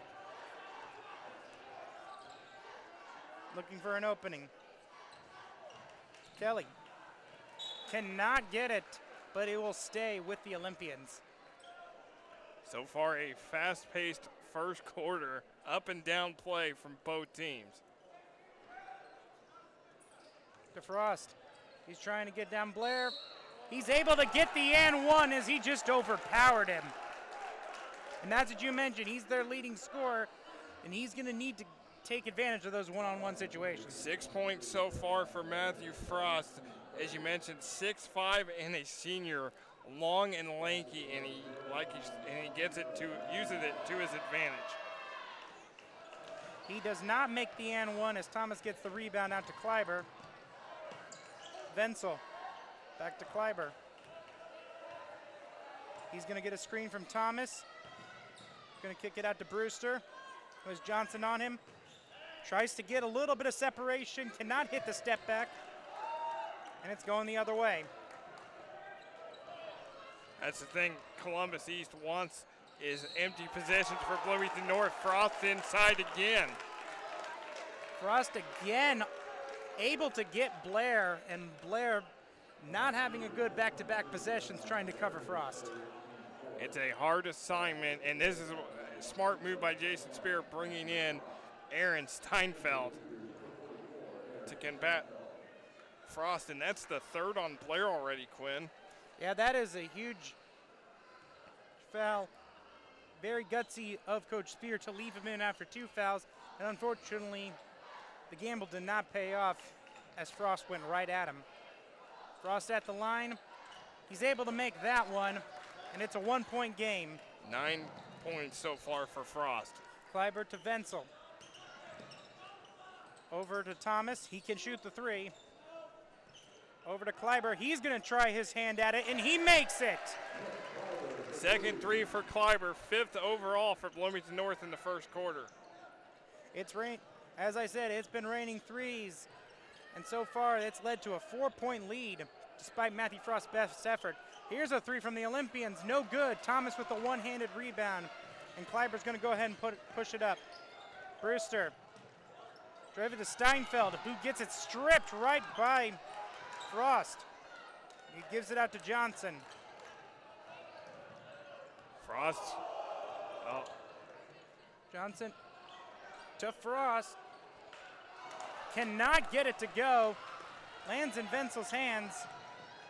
He's going to bring it up to Kleiber. Kick out. Thomas for 3. No good. Isaac Vincel tries to save it, but goes right to Johnson. And he tries to find Frost, but Brewster steals it, gives it to Thomas, and he's able to get it and absorb the contact. Good job by Chris Thomas. Wenzel was calling for that ball, but smart move by Brewster to find Thomas underneath. Yeah, he had Frost wide on the open court. We might have been able to see a dunk there, but Brewster able to just intercept that pass, and it led to the transition bucket and one. That is the one thing Bloomington North very good at, is intercept, getting into passing lanes, and getting points off turnovers. Thomas misses that if Frost gets the rebound. Frost is going to go ahead and bring it up. He has Steinfeld on him. Over to Johnson. To Kelly. Frost, nice little pass over to Boyer, who's going to get the bucket. His 4th point of the night. It's a 4-point lead for the Cougars. Going to push it up. Thomas unable to get it, gets his own rebound, and that time he's able to get it to go. And Coach Spears going to want a timeout immediately. As right now, the Cougars have a 21-15 lead here with 1:32 to go in the first quarter. They've got 5 threes and just 3 field goals inside the 3-point range. So they're using it to their advantage. And I'll tell you what, Brent Chitty is going to tell his team, you have to block out on the offensive glass. Yeah, and the big thing, it looks like, is that Brewster, though, is still playing as a slasher, so they still have to worry about him when he's driving to the basket. So that will be a tough assignment for the Olympians to have to cover. Brent Chitty said this will be a tough game for Columbus East. He says Bloomington North is well coached, they're athletic, and it is going to be a dogfight tonight. Johnson will go ahead and bring it up. He's one-on-one against Kleiber. Goes behind the back, throws it out to Frost. He thought about it, had a chance. And Steinfeld got to him quickly, too, before he was going to try to attempt that shot. Steinfeld, a sophomore, tight end in football, is a bit of a rising athlete altogether as he's played a pivotal role off the bench as Frost able to sneak by him and get the bucket. He's now in double digits. With 11 points. Kleiber gets the screen from Thomas. Throws it to Brewster in the corner. To Thomas. Over to Wenzel. Less than a minute here in this fast-moving first quarter. Kleiber to Brewster. Pick and roll with Steinfeld, who throws it out to Thomas. Thomas going to go for the step back. He can't get it. Steinfeld gets an arm bar, and the Columbus East crowd cannot believe he just got away with a DDT as he gets the bucket. Boyer can't get that to go, and Kleiber's going to go ahead the other way to Brewster, to Wenzel. Great closeout by Kelly. Kleiber with about 4 seconds left. He's driving, he's going to shoot it, and he hits it off the backboard. And we are going to end the first quarter here. Bloomington North 25, Columbus East 17. You are watching Bloomington North basketball on Smithville Sports. Commercial Service is celebrating 70 years as the largest, most trusted heating and air conditioning company in Southern Indiana. With Commercial Service and Train's special financing rates, you can afford to have the best. But hurry, this is a limited time offer. Preventative maintenance programs reduce repair and utility bills. Also, get your 15% off coupon at commercialservice.com. After a merger with R&S Plumbing, Commercial Service is now Southern Indiana's most trusted plumbing company. 24 hours, 7 days a week. For more information, visit commercialservice.com. We are back here at the Cougar Den as the Cougars lead 25-17 over Columbus East here on Smithville Sports. And at the end of that first quarter, little bit of a missed call by the refs and kind of cost Columbus East in the long run because they spent too much time complaining on it. Yeah, Aaron Steinfeld underneath got away with an arm bar, as you said in the break, a DDT. And he was able to get the bucket. No call, Brent Chitty, and the Columbus East fans not happy with the call. But Bloomington North takes advantage. 5 threes in that first quarter for the Cougars. And for Columbus East, Matthew Frost was the leading man with 11 points. Kleiber going to go ahead and give it to Wenzel. Over to Steinfeld. to Brewster in the other corner. Over to Kleiber, who will go ahead and set it up. Wenzel gonna drive, gets blocked partially by Kelly as he's gonna go ahead and bring it up. He's gonna drive all the way and then he slips, which will be called for the travel, but he looks okay. It was a little bit of a rough fall, so glad to see him be able to jog that off. And one big thing for Bloomington North, Jeremiah Blair not in the game. 3 fouls in that first quarter, so a lot of minutes now for Aaron Steinfeld. Yeah, Steinfeld will have to do a lot of work here, because Blair is probably done for the half. Here's Kleiber to Wenzel. He had the corner open. Here's Thomas. Kick out to Kleiber down the lane. Steinfeld with the 17-footer. No good. Rebounded by Jacob Pierce, who came into the game. Pierce on the wing. He's going to go ahead and drive right past Steinfeld and get the bucket and the foul. Good job by Jacob Pierce to drive inside. One thing Columbus East has not done, they have not been able to hit from the outside. Pierce, just a sophomore, along with Boyer, providing a pretty bright future for this Olympian squad as he makes the free throw. Kleiber tries to throw it ahead, but that's knocked away by Frost, and the Olympians have it. Here's Pierce, and he's able to draw the foul. Pierce coming in here in the second quarter immediately and making his presence known. Big spark off the bench so far for Columbus East. 3 points already for Jacob Pierce. Here's the first one as he goes ahead and makes it.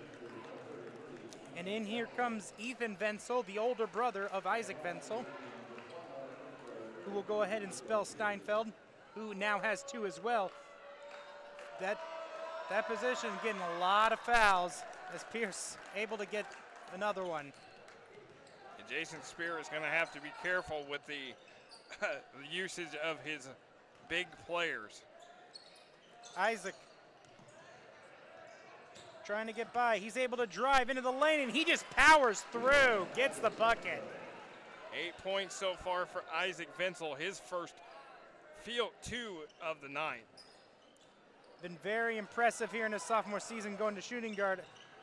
It's Kelly over to Whitehead, who's able to make the bucket. It's a 3-point game here. Kleiber brings it up, doesn't take the screen, throws it off to Brewster in the corner. He's able to get past Johnson, gets denied by Whitehead, and Johnson's gonna go ahead and push it. Columbus East has the momentum right now. Frost finds Kelly over to Frost again, to Pierce. Johnson with Isaac Wenzel in the way. No call as he gets the 7-foot jump shot. It's a 1-point game. Brewster gonna drive right down the lane, kick out to Isaac Wenzel. That's his corner. Does not make it. Brewster able to tip it out. Ethan Wenzel then throws it away. So far, 5 players for each team have scored in this game. Johnson right into Frost, who's going right at Ethan Wenzel, and he's able to absorb the contact and get the foul. That's his 3rd and 1 he has gotten this game. No matter whoever Coach Spear throws at him, Frost has been able to get him to draw a foul. He is a matchup nightmare for Bloomington North. He's a matchup nightmare for all the teams that he faces. He's putting Columbus East on his back right now. He's able to make it, and now it is a 2-point lead. First time tonight that the Olympians have led. Ethan Wenzel over to Brewster. Gets called for the double dribble, and you can definitely feel momentum has shifted completely in the Columbus East. In Columbus East way, yeah, and as you talked about, Bloomington North, they had a struggling season last year. Sometimes you got to just kind of pick back up. Kobe Davis is in the game right now for Bloomington North. And there's Johnson. Into Kelly, who's going to try to do a little hook shot. No good. Davis is going to go ahead and get it. He's going to push it. Isaac Wenzel almost loses it to Thomas, to Brewster for the wide open three, and he makes it. And the lead goes back to the Cougars. 6 guys have scored now for Bloomington North. Frost. Sorry, that was Pierce. This is Frost. Frost with the hesitation move, able to just shift around. Excellent body control. Ethan Wenzel could do nothing about it as Frost is able to score again inside. Here's Brewster. Get the screen from Ethan Wenzel. Gonna try driving in. Johnson able to hold him up. And it's gonna be a jump ball, and it's gonna go the Olympians' way. Good job by Columbus East. They have all the momentum right now, Quinn, and it's all Matthew Frost leading the way. Yeah, we should have expected a very high-octane game. Both teams score in the 60s on average. Here's a wide open three, and that is good for Kelly. First 3 of the night for Columbus East. Davis is going to try to drive it right in the lane. He's blocked away. Isaac Wenzel's able to save it. Over to Ethan. The brothers try to get a play going as he uses the screen, and Isaac Wenzel can't get it to go. And a foul right there on Ethan Wenzel. And that's the danger of relying too much on the three, as they have missed their last several three-pointers. And Ethan Wenzel is a kid that he's got 2 fouls already, so you got to be careful. You have Blair, Steinfeld, and Wenzel all in with foul problems so far. Pierce is able to make it. It's now ballooned to a 5-point Olympian lead. Here's the second, and he makes that. We usually talk about the difference between foul shots and free throws. They've been free for Pierce. Here's Isaac Wenzel trying to find something. He's kind of stuck there. Brewster loses at the handle, and Kelly dives for it, but will be called for the foul, it looks like. Yeah, they're going to call Kelly for the foul. The Columbus East contingent that made the trip over here not happy, as you see Brent Chitty wanting a big an explanation from the officials. One thing about Brent Chitty, he is a very vocal coach. You're going to hear from him from up here. Always exciting when you get coaches who are very passionate. And it's going to be a turnover. This ball will go right back to Columbus East. And you see the Columbus East sideline now getting involved, cheering about it. And you see them now as they get the timeout, coming up the bench, giving their teammates high fives. Yeah, and a much-needed timeout for Bloomington North, as it has been an onslaught here in this second quarter. Matthew Frost and gang have done an excellent job, and a lot of it has to do with not just Frost, but Jacob Pierce off the bench has done an excellent job. Pierce had 7 points off the bench. Matthew Frost, 16 points so far. Johnson's hit a 2, Kelly's hit a 3, and Tyler Boyer has 4 for Columbus East. And like you mentioned, Quinn, the shooting has also gone cold for Bloomington North from the outside, where they hit 5 threes in that first quarter. They've hit just 1 in the second. And also continuous foul trouble at whoever has to draw Frost. Yeah, he's a matchup nightmare at 6'5", and he is long and lanky. He's gonna continue to score inside. That's what Columbus East. They're just gonna attack inside and try to get in that paint and score as much as possible. One of the most underrated stats is fouls drawn. Frost has drawn 6 fouls by himself. Yeah, Frost. He wants to get to the line as much as he can and draw the contact. Here we go. Here's an and one by Whitehead, as everyone now on the Olympians is able to drive in and absorb contact. 6 points now for Carson Whitehead, as Frost made that pass to Whitehead where he's able to draw inside and get to the line. Not what the Cougars wanted out of the timeout as he makes the free throw, and it's a 9-point game now in favor of Columbus East. Davis trying to find something, stops from 15 and hits it. Kobe Davis had a big game a couple weeks ago coming off the bench against Terre Haute South. Here's Kelly on Davis, gonna drive baseline, and it looks like he stepped out of bounds. Excellent defense by Davis to kind of push him out. Here's Kleiber over to Wenzel, was wide open. He drives right at the basket. Excellent job to go right there and get the bucket. And it's 4 quick points, cutting into that 9-point lead, making it a 5-point lead. And Isaac Wenzel in double figures now with 10 points. Here's Kelly. Isaac Wenzel tries to strip it away and gets the jump ball call. Where Isaac Wenzel had a great freshman year, he's even been more of a leader this year as a sophomore. Usually the point guard is the leader of the team, and he's actually gone from point guard to shooting guard, but has become more of a leader, as you've said. Kleiber to Wenzel. More aggressive as well.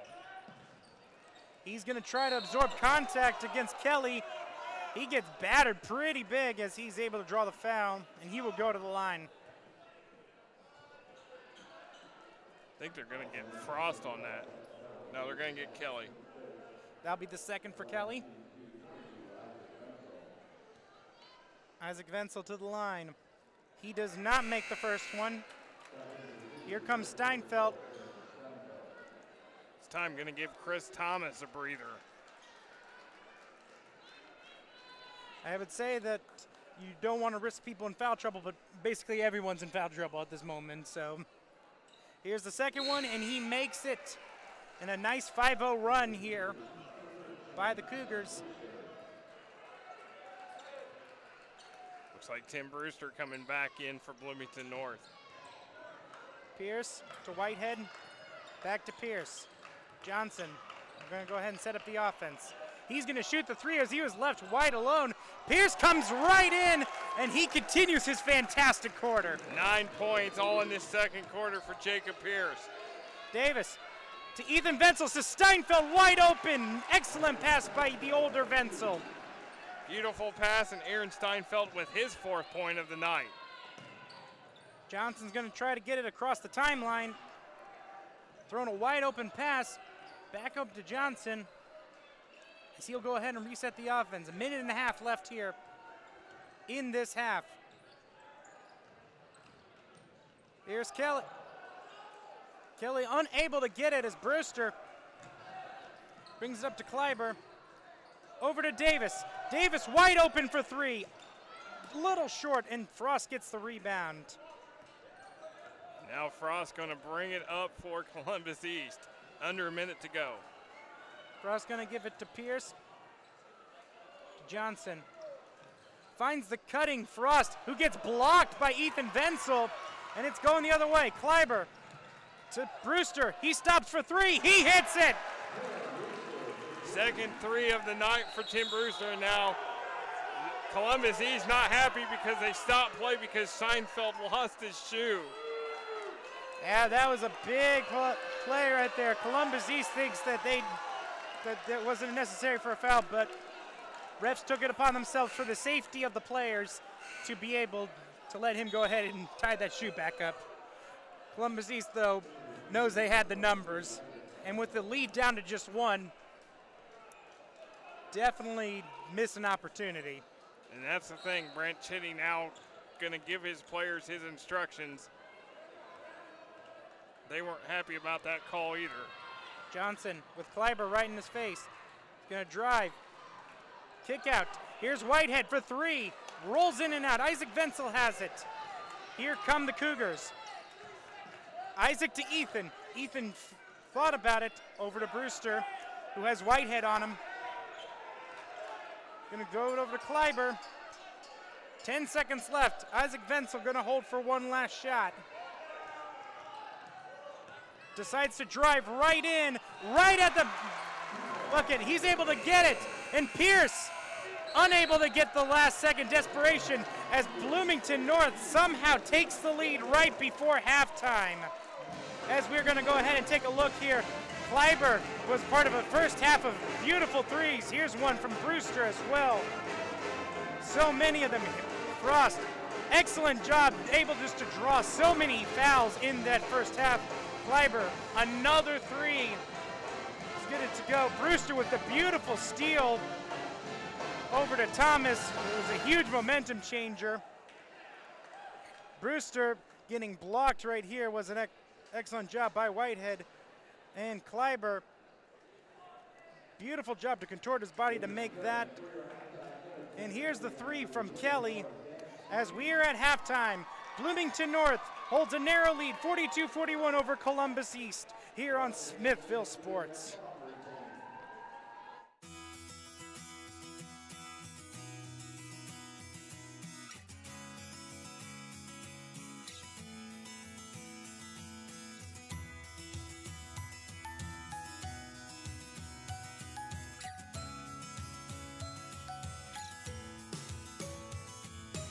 I'm Nikki Gessler, and I own the Grey Dog Gallery. I opened Grey Dog Gallery 3 years ago this September as a working studio and a space for local artists to showcase their work.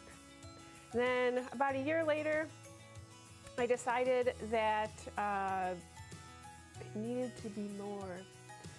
So I added handmade things, quality things from real people who are trying to make it in the art world and just need a little step up. Right now I have over 20 different artists here. Basically, if it's handmade and it's top quality, then I want it in here.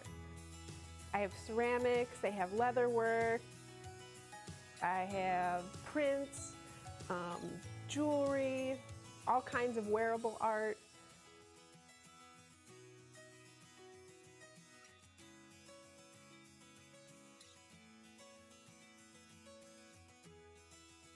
I'm a portrait artist, so I paint portrait commissions for people, usually people's kids, people's pets, people's families. I paint acrylic, oil, watercolor. I do linoleum block printing, wood printing, paper cutting. It's named the Grey Dog Gallery because when my husband and I were trying to think of names, you know, we had this great gray dog whose name is Avalanche Williams, not Grey Dog. A lot of people in town call him Grey Dog, but that's fine. He doesn't know the difference. So it's named Grey Dog, and he works here with me. Whenever I'm here, he's here, usually sleeping, but also greeting people and serving as security. Pet portraits are huge. People love portraits of their pets. Portraits to put over the mantelpiece, portraits to print, turn into cards, to, you know, everything. So this building last year celebrated its 150th birthday, and it was originally built as a bank, the Bank of Gosport. Now I'm here in the basement, and I live up top. I have customers come in all the time. They love to tell me, I used to go to school down here, or I used to do my taxes down here, or, you know, this used to be this used to be this. So this building has quite an extensive history in Gosport. It's a super awesome building. It has a lot of character. I'm really lucky to have this studio here where I can do whatever I want and just take my projects whichever direction I want to, which means I have some pretty crazy projects. We're working on putting a park down by the waterfront. On the way to the waterfront, you have to go underneath this bridge, and it was just filled with graffiti, which, you know, graffiti's fine, but this was pretty racist and pretty unsavory, unwelcoming stuff. It was the biggest barrier to making a nice area. So I just had this crazy idea. I know what to do with the brush, so I'll paint a mural. I'm not a mural painter.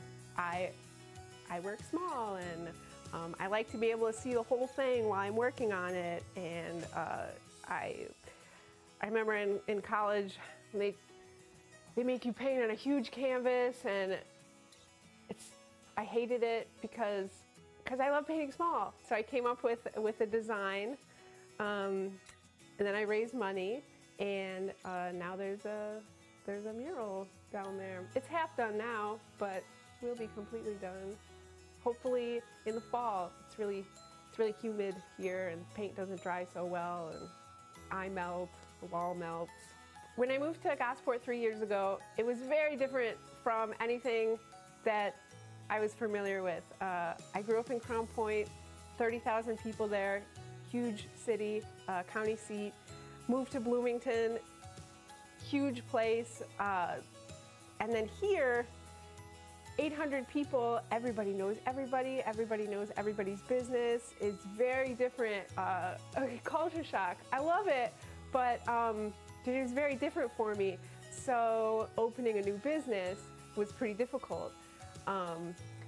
So I thought what I need to do is get involved in the community, and that kind of exploded. I started the Patriotic Picnic, which is a 4th of July celebration.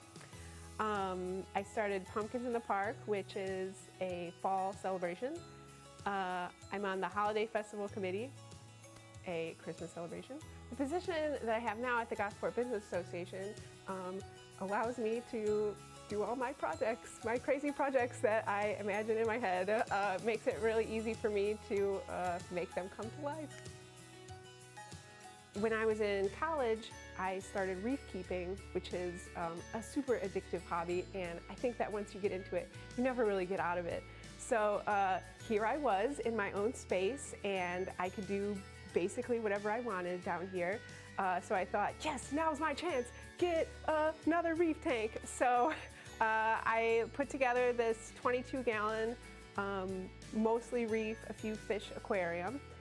And as it grew slowly, customers were really interested in it, and we started jokingly calling it the Gosport Aquarium, the world's smallest public aquarium. So that, I mean, it really took off. And then the opportunity to expand the aquarium in the room behind the gallery came up, and so we are looking at expanding the aquarium to about 1,000 gallons. So it'll still be the world's smallest public aquarium, but it'll be quite a bit larger than it currently is.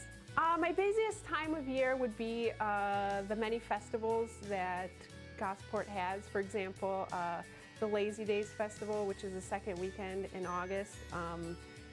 It's been going on for 50 years. It's huge. Thousands of people come from all over the country. So that's a pretty busy weekend for me. Most of the things that I sell, well, all of the things that I sell make great Christmas gifts.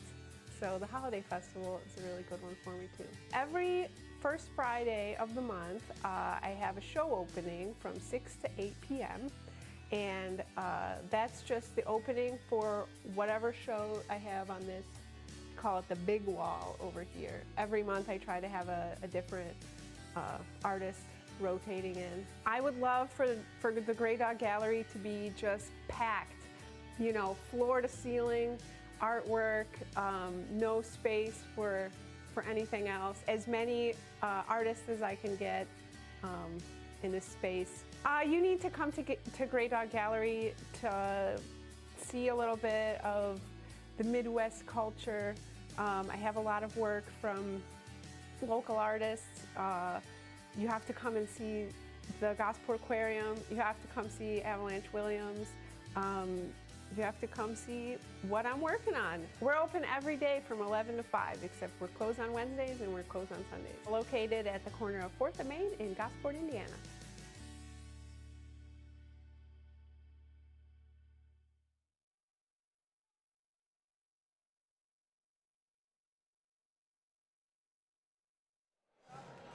And we are back here at the Cougar Den as we are just about to start the second half. Bloomington North has a slim 42-41 lead over Columbus East after a high-octane first half where we saw big leads from both teams get evaporated in just the span of minutes. And I am Quinn Saturday alongside Nick Jenkinson. Nick, The big thing in the first half was Matthew Frost absolutely having his way and getting the Cougars into foul trouble. But during those final 5 minutes when the Cougars came back, he disappeared.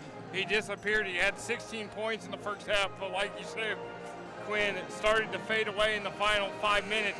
But Jacob Pierce picked up the slack, 9 points, all in the second quarter. Carson Whitehead with 7, Tyler Boyer with 4, Bet Kelly with 3, and Drew Johnson with 2 for Columbus East. Very huge half by Isaac Wenzel in that first half. And we see Blair out there already with the 3 fouls. He'll need to be a little extra careful. As Whedon has the ball, we barely got to talk about him as he got into foul trouble very early. Here's Johnson to Whedon, over to Whitehead. Johnson out to Whedon. Tries to get into Frost, knocked away by Thomas, but it's saved. And here's Whitehead right at the basket. As we're probably going to hear this a lot, the lead has changed hands.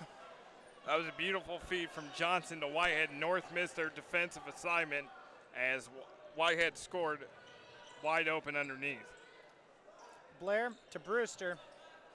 He's going to go ahead and set up the offense. Trying to get by Boyer, but he loses the ball up to Johnson ahead, who's going to go ahead, collide with Kleiber, and draw the foul. One stat in the first half that was key. Columbus East 10 of 11 from the line. Bloomington North 1 of 3. And a lot of that had to do with racking up so many fouls, as here is Drew Johnson, the senior point guard, as he misses the first one. Of course, as soon as we talk about free throws, one gets missed. Always the curse of the announcer.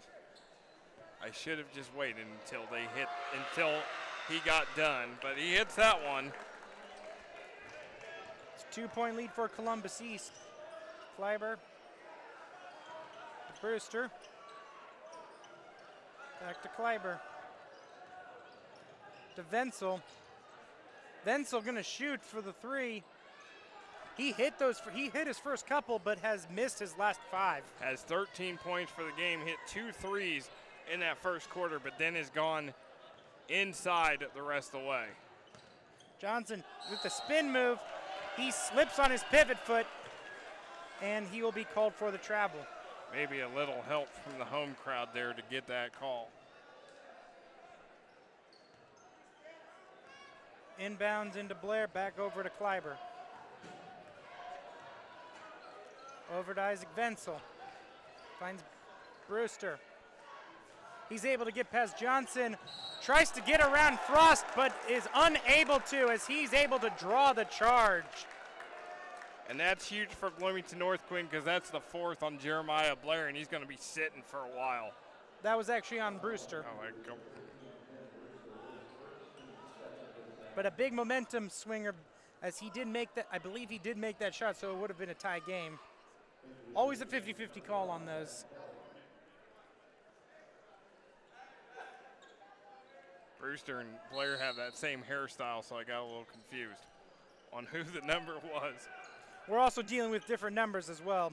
Yeah, new uniforms now, so there are number combinations. Numbers have changed on some of the guys like Wenzel and Brewster and Thomas. Whedon trying to get a screen. Gonna throw it to Kelly. Frost tries to get it in to Boyer, but it is knocked away, last touched by the Olympians. Kleiber will go ahead and bring it up.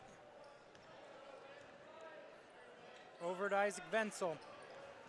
Drives baseline, kicks it out to Brewster, who drives in, gives it to Thomas, throws a dangerous past Isaac Wenzel. Kleiber now into Thomas, turnaround, hook shot, no good, and it's going the Olympians' way. Here's Boyer, knocked away by Brewster, intended for Whedon. As we're going to go ahead, and this time we're going to go ahead and we're gonna get Johnson in for Kelly, who had came in for just a minute, but is going back out. Yeah, giving Johnson kind of a breather, and you know, Johnson back in there to run the offense for Columbus East. No look pass sails over Frost's head, as that is a turnover, and the ball will go back to the Cougars. Not the pass you want if you're Brent Chitty's team, but he did not get up that time to be vocal. He just yelled from his seat. You mentioned that. Very vocal coach, doesn't even need to stand up to have his players hear him. No, he gets his point across no matter what he does. And an excellent pass from Brewster to Thomas as we are tied at 44. Thomas has 8 points so far. Thomas really has been a spark for this team ever since he came over from South. Whedon to Boyer, back out. Frost now back over to Whitehead, to Whedon. He'll go ahead and set it up to Johnson. Frost. Whedon's gonna go ahead and pull the trigger, and he hits it from 3 with a nice rainbow shot. And nothing but net. I don't even think that touched the net as it went in. It was just perfect. Very high arc on that shot as Blair to Brewster, out to Kleibar for 3, and he hits it. And we're back to first quarter three-point shooting. Kleibar answers the bell with his third 3 of the night. And Boyers gets called for the offensive foul, and that was a little questionable because I don't think Blair was set there. That would have been his 4th, and he was very lucky that that went the other way. Still playing very aggressive, though, despite his 3 fouls. Coach Spear probably told him to not change the way he plays because they'll need him to be tough. Kleiber to Brewster with Johnson on him. He's going to go ahead and bring it out. Bring it back. Johnson pokes it away. It will stay with the Cougars. Again, back and forth game between these two. Kleiber. Bit of a screen from Thomas to Brewster. Drives baseline. Back to Thomas for 3. He hits it. You're going to say he was inside the line, but that puts him in double figures with 10. Yeah, his big left toe was just inside the arc, so they will count it as a 2 as Bloomington North has the lead. Tries to get it to Whedon ahead of him, and here comes Boyer. Cannot hit the shot. Blair with the rebound, and here comes Brewster. Able to get it past Johnson with a nice spin move, but is called for the travel. And that was excellent defense by Frost to basically force him to have to make a move that he wasn't able to make. Yeah, Blair, that was just a mistake by Bloomington North. I mean, Columbus East, really nothing to lose in this game. They're fighting as hard as they can after a big win last night over East Central. Johnson now over to Whedon, who loses it off of his leg and is going to go. They're actually going to say that it is going to stay. It bounced off Brewster's leg before when it sailed all the way down the other way. Took a hard hit. The ball took a hard hit off Brewster's leg. Very surprised that a kickball wasn't just systematically called. Whedon going to try to beat Brewster over to Johnson, who has Kleiber on the inside. Going to shoot, use the basket as a defender, as a shield rather, and gets the bucket. We're tied at 49. 5 points so far for Drew Johnson. Isaac Wenzel drives, kicks it out to Blair. No good. Tries to tip it out, and both players dive for it, and they're going to say it's off Johnson. Yeah, and Coach Chitty is not happy about that. He's got the smile on his face, but that's very deceptive smile. Very deceptive smile, yes. But he encourages his team to get back to focusing on what they need to do instead of worrying about the call. Brewster with Johnson on him. Over to Kleiber. Tries to get into Blair, but Boyer's able to knock it out. But they'll say last touch by Blair. Big play or big call for Bloomington North. For Columbus East, I mean, because of the fact that they're able to get the ball back. I have a feeling this one's going to come down to the wire. Whedon to Frost. Johnson on the wing. Frost has Thomas all over him. Whedon with the back door to Boyer. Thomas able to get a hand on the pass to Frost, but Frost is able to keep it. Over to Pierce, who has entered the game. Whedon gets it, Brewster to jump. Tries to find Frost on the thing, and the three ricochets over to Boyer, who makes it. Bit of a broken down play, but able to, out of the chaos, able to find a lead. And Frost was very slow to get up as he got knocked to the floor here on the other end, so we're going to kind of watch that to see how Frost responds. Wenzel gets around a screen from Thomas as he goes right to the bucket. Under a minute to go now. Columbus East with a 1-point lead. Here is Boyer from around the charity stripe. He hits that one. He's got back-to-back points for him. He's got 9 so far, and Frost has been held scoreless this quarter. Kleiber drives right to the basket. Little too strong. Rebounded by Boyer. Here's Johnson. Looks like they might take one last shot here. Down to 20 seconds. Johnson versus Kleiber. Over to Frost. To Whedon. Over to Pierce. With Isaac Wenzel all over him. He's going ahead and shoot it. No good. Thomas with the rebound. To Isaac Wenzel as he throws it up at the buzzer. Not close. And we are going to go to the fourth quarter. Columbus East holds a 54-51 lead here. As we're about to enter into the fourth quarter, you're watching Indiana basketball on Smithville Sports.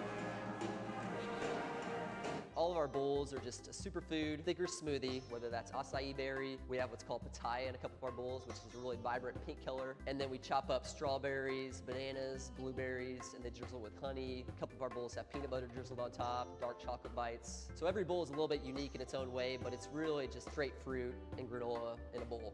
During the summertime, we're open Friday, Saturday. We're here from 10 to 3, and then Sunday, we're here from 9 o'clock to 1:30.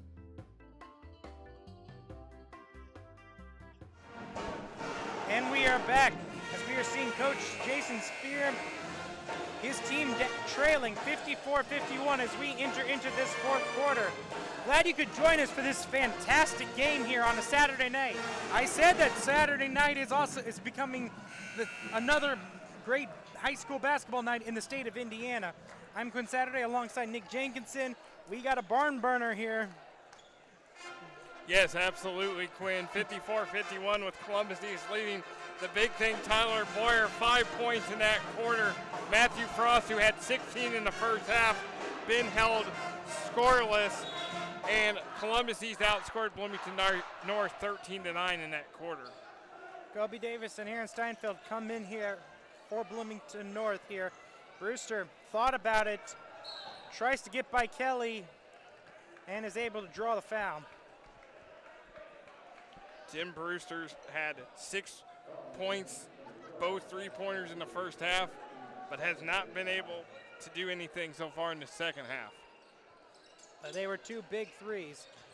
Isaac Wenzel quiet here so far with only 1 basket. Brewster gets around the screen from Steinfeld. He hits another one. Third 3 of the night for Tim Brewster, and we're tied up again. Here's Kelly under the basket, over to Pierce. He had 9 points in that off the bench here in the second quarter. See if he'll have another big quarter here. Into Frost. Nice little turnaround, can't get it to go. And it's gonna be off of Kelly, and it's gonna go to the Bloomington North Cougars. The one thing Columbus East cannot do right now is let their emotions get to them. Their frustration, they're a little frustrated sometimes with some of the calls, and they cannot let that get to them. as it could shift the momentum back to Bloomington North. Brewster to Wenzel to Brewster.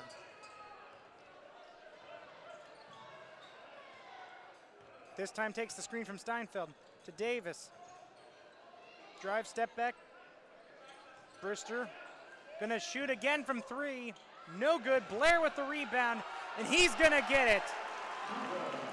We've seen Blair many times have that patented offensive rebound and bucket. That's the first time we were able to see him do that today. And just the 5th point for Blair, playing with 3 fouls. Here's Pierce with Wenzel. Whedon again with that rainbow shot. No good. Isaac Wenzel going to go ahead and take it down the floor. Immediately drive. Nice dish to Steinfeld, as it's a 4-point lead now for the Cougars. Aaron Steinfeld's been a big help off the bench, 6 points. Here's the Olympians the other way. Frost to Boyer to Whedon. Kelly, Frost had the open 3, decides not to take it, drives the lane, can't get it to go. And a foul is called on Frost as he tried to grab Steinfeld after he was unable to get the rebound. And you can see Brent Chitty, a great coaching move, bringing Frost over to calm him down, because you can tell he's getting frustrated. Yeah, Frost able to hit a lot of those possible and one shots in the first half. Hasn't been able to absorb contact here in the second half. Here's Steinfeld, just a little short, gets his own rebound and is able to draw another foul off of Frost. And Chitty probably, that was not what Chitty wanted immediately after telling him to try to calm down. He's trying to tell the official that Frost had his hands straight up. But the official doesn't buy it. Wenzel, a little bit of a juggling act to keep that ball in the possession of the Cougars. It's Brewster trying to keep it past Johnson. Excellently defended to Blair. He's gonna drive, gonna sidestep Frost and hit the runner. Blair coming alive here in the 4th quarter. Yeah, Jeremiah Blair so far 7 points tonight. 4 here in the 4th. Lucky bounce right there, able to use the ref to keep that ball in bounds. Columbus East able to keep it in. It's a 6-point lead for Bloomington North. Tries to get it to Frost, but Steinfeld dives for it. He is a tight end after all, so diving catches, not out of his job description. And he's become more of a 6-man off the bench. Now, he did start last week against Terre Haute South because Nick Kleiber was out with an injured ankle. Whedon to Johnson, gets the screen from Boyer. Over the 3, no good by Frost, as they're gonna go ahead and push it up. Frost still held scoreless here in the second half. Brewster tries to get by, tries to throw it over, and they're gonna call the offensive foul. Frost able to draw that one, and great patience by him to take the charge after collecting 2 fouls very recently. And that's 4 on Jeremiah Blairquin. He's going to have to go out. And in comes in Chris Thomas. Whedon gonna kick it around. Johnson over the other side, down to Johnson and back again. He's gonna try to get it over Davis. Doesn't make it, but he does draw the foul. Good job by Drew Johnson. Down low to get to the line. He's had a good night so far, 5 points, but he's also led this team as the point guard for the Olympians. Also done a good job defending the ball handler. Here's the first one as he makes that one. Cuts into this Cougar lead. Halfway through the 4th quarter now. He makes both of them, and we're gonna go ahead and get a timeout from the Olympians, as it is now a 4-point game. As we go ahead and reset it with Frost being held scoreless here, you definitely have to think that for Columbus East to pull this out, that Frost is going to have to start getting going here. Frost is going to have to start going. Jacob Pierce, who had 9 points in that second quarter, has not been able to do anything else. So they're going to definitely have to, if they can't get Frost going, they're going to have to look for other options for sure. For Bloomington North, you know, keep going to your big guns. Aaron Steinfeld's been a big key off this bench for Bloomington North with 6 points, but Isaac Vincel needs to get back to go, you know, back going. Brewster has hit 3 threes. Chris Thomas is in double figures. I mean, you've got to find the different avenues to get points. And for Bloomington North, you've only been at the line 3 times tonight. You've got to get contact to get to the line. Both teams only have 4 fouls right now. Probably will see that change quite a bit here as we reach the final minutes of this game. With 4:15 to go, I have a feeling it could be a long 4:15 left. Kleiber's going to go ahead and bring it up with Whitehead on him. Over to Isaac Vincel with Whedon on him. To Brewster. Trying to get past Johnson. Going to kick it to Kleiber. Kleiber to Vincel. Able to get a step on Whedon, and he drives, and he's able to draw a blocking foul against Frost. And that's big because that's 3 on Frost. And that's the Isaac Vincel. And you mentioned it, Isaac Vincel, very quiet here in the second half, needs to get going to try to finish this game as he makes that first one. He's got 16 for the game so far. He's only got 3 here in the second half. Here's the second one from Vincel. He makes it. It's a 6-point game now. Columbus East bringing it up. Frost over to Whitehead. To Whedon. Thought about it. Getting covered by Brewster to Johnson. Johnson tries to find Frost, but a bad pass as Isaac Vincel was able to steal it easily as he brings it up. To Brewster.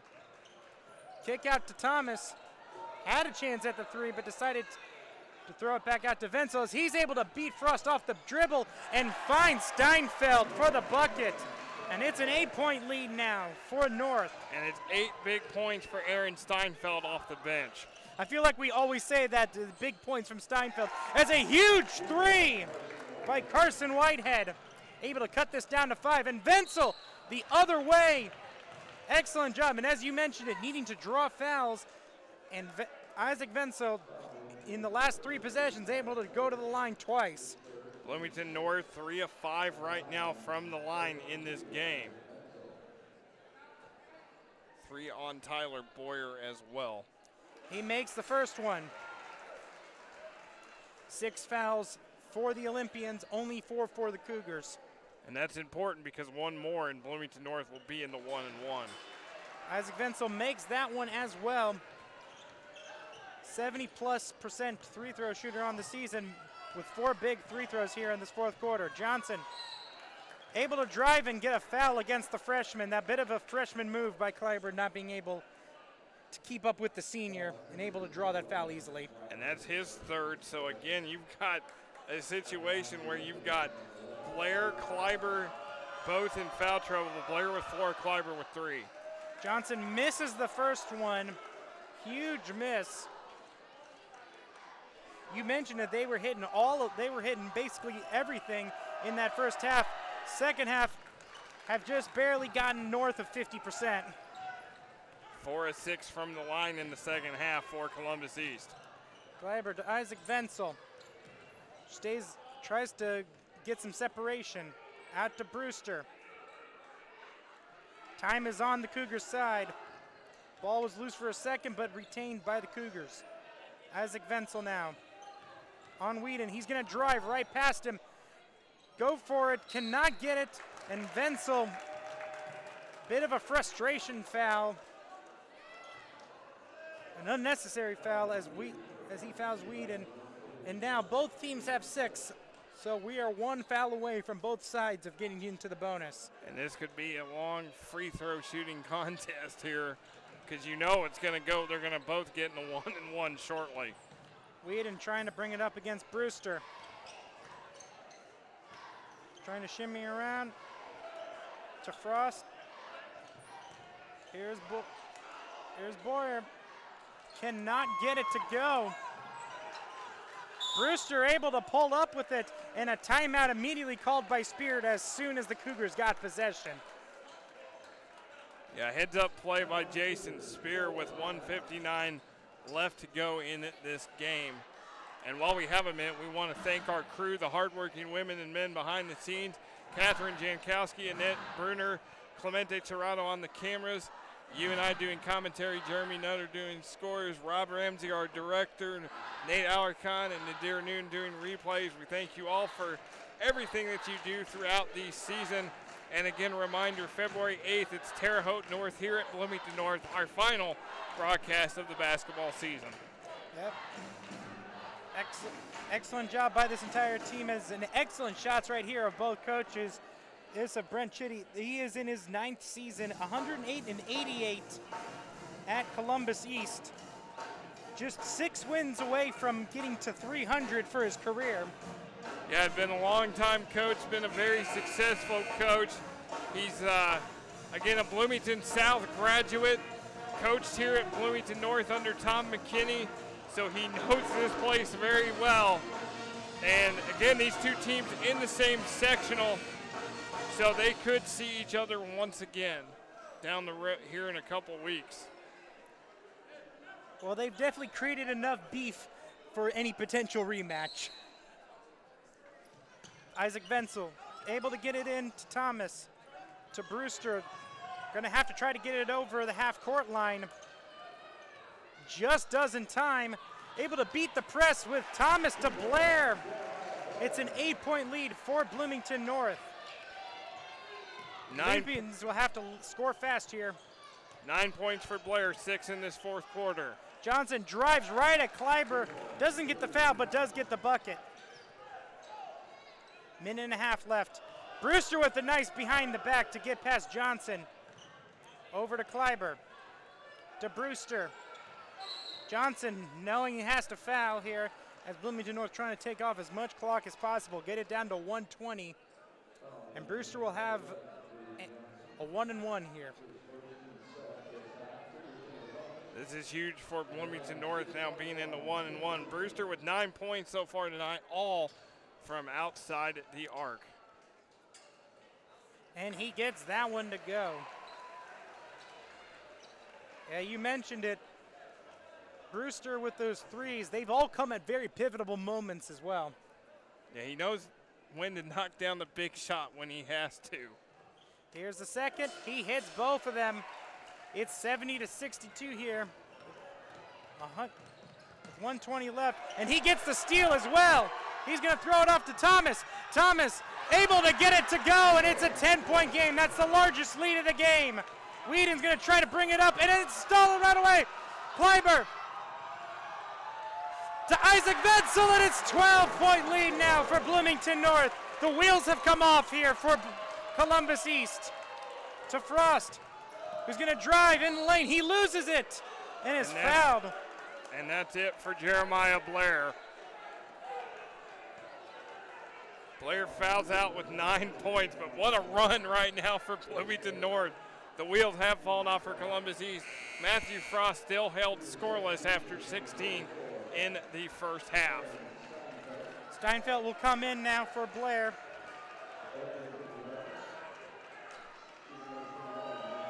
Here's Frost at the line, very huge. He does make it, so he finally does score here, but maybe too little too late. Yeah, had 17 for the game, but it's a 9-point lead. You're gonna have to get major stops now if you're Columbus East. It's an 8-point game now with 50 seconds left. Put the full court press on. And they're able to get the steal.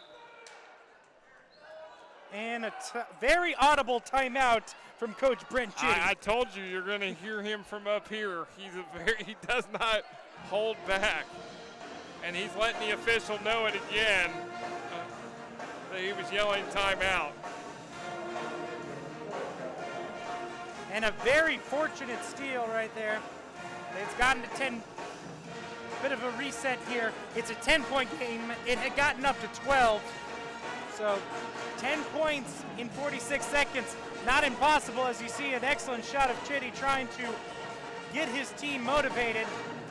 Going to need to play a perfect 46 seconds to get back, to be able to win this game. I mean, you just see that he is just such an intense guy. You see the eyes just, you know, just how much, you know, intensity comes off of Brent Chitty. I mean, he's still over here just absolutely getting his team, trying to get his team fired up, because they have definitely fallen apart here in this fourth quarter. Meanwhile, Coach Spear has to be very happy with his team, and he definitely looks like someone who is feeling comfortable right now. Yeah, they've got some big games coming up here. Bloomington North will host Edgewood on Thursday. They're at Whiteland next week, and then Terre Haute, North Columbus, North Floyd Central, New Albany to close it out. Whedon to Frost, almost loses it, able to drive into the basket and gets the foul from Steinfeld. And I believe that's going to be the fourth on Steinfeld. It's going to be the third. But Frost now to the line. He had just hit 2 to make it a 10-point game. Can he hit 2 more? He makes the first. Columbus East in this quarter, 6 of 7 from the line. Here's the second one from Frost. He hits that one as well. It's an 8-point game. North's going to have to try to get it up, and Kleiber is fouled immediately by Whitehead. And we mentioned the lack of fouls here, so this foul to stop the time situation working perfectly in their hands as they get a couple of 1-and-1 opportunities, which will force Bloomington North to have to make the front end. Here is that front end, and Kleiber sinks it. The freshman, with pressure mounting, able to hit that first one. 12 so far for Kleiber. Several Cougars in double figures tonight. He hits the second one as well, as it's back to 10. Off of Johnson's hands, and Kleiber has it and is fouled immediately. Just a little bit of a miscommunication off of Johnson's hands, and that was very costly. Yeah, the turnovers have mounted here in this second half for Columbus East, but Kleiber can't get that one to go. Here comes Frost now. Over to Boyer, a little too strong. Throws it to Whedon. There comes the three-pointer. Is an air ball. Steinfeld tries to get it. Kleiber and Steinfeld both had a chance to get it, but one of them stepped out of bounds, and it's going to stay with Columbus East. 22.6 seconds left here. Into Johnson, to Frost. Gets around Thomas, unable to get the basket. And how huge would it have been if he was able to make and ones like he was doing in the first half here, but just unable. Still going to end up with 20 points for the game, 16 of those coming in the first half, but he has missed a lot of chances though, but he's done a great job from the line tonight, only missing one foul shot so far. As he makes that first, here is the second one. He misses that one, and a great rebound by Thomas as he's immediately fouled. Now Bloomington North about to seal this game, Quinn, going to go to 11-3 on the year. And as I mentioned, off of Coach Jason Spear, 6-17 in that first season, but was able to get a little bit of momentum as soon as Chris Thomas had come over from South, and it is definitely advanced into this second season as they, as you said, are now going to 11-3. As Thomas makes the first one. Had five guys graduate. Also Jack Townsend, who would have been a junior on this team, transferred to North Davies this season. Johnson now gonna drive right at the basket, unable to get it as Steinfeld gets the rebound, and that should do it. Isaac Vensel's gonna go ahead and dribble this out. As the crowd gets to their feet, as the Bloomington North Cougars beat the Columbus East Olympians 78-67. As we get a look at the highlights, excellent pass from Wenzel to Steinfeld. This rainbow three from Whedon. And here Brewster to Kleiber. Huge three-pointers from the freshman. Johnson, excellent job using the rim as a shield. Thomas with a huge three. And here's Whedon. A nice, organized chaos, as you would call it, as Boyer hit the three on that one. Blair, excellent job on the running bank shot. And this one right here, this was pretty much the dagger right here, as Thomas able to get that, which caused it to go to a 12-point lead.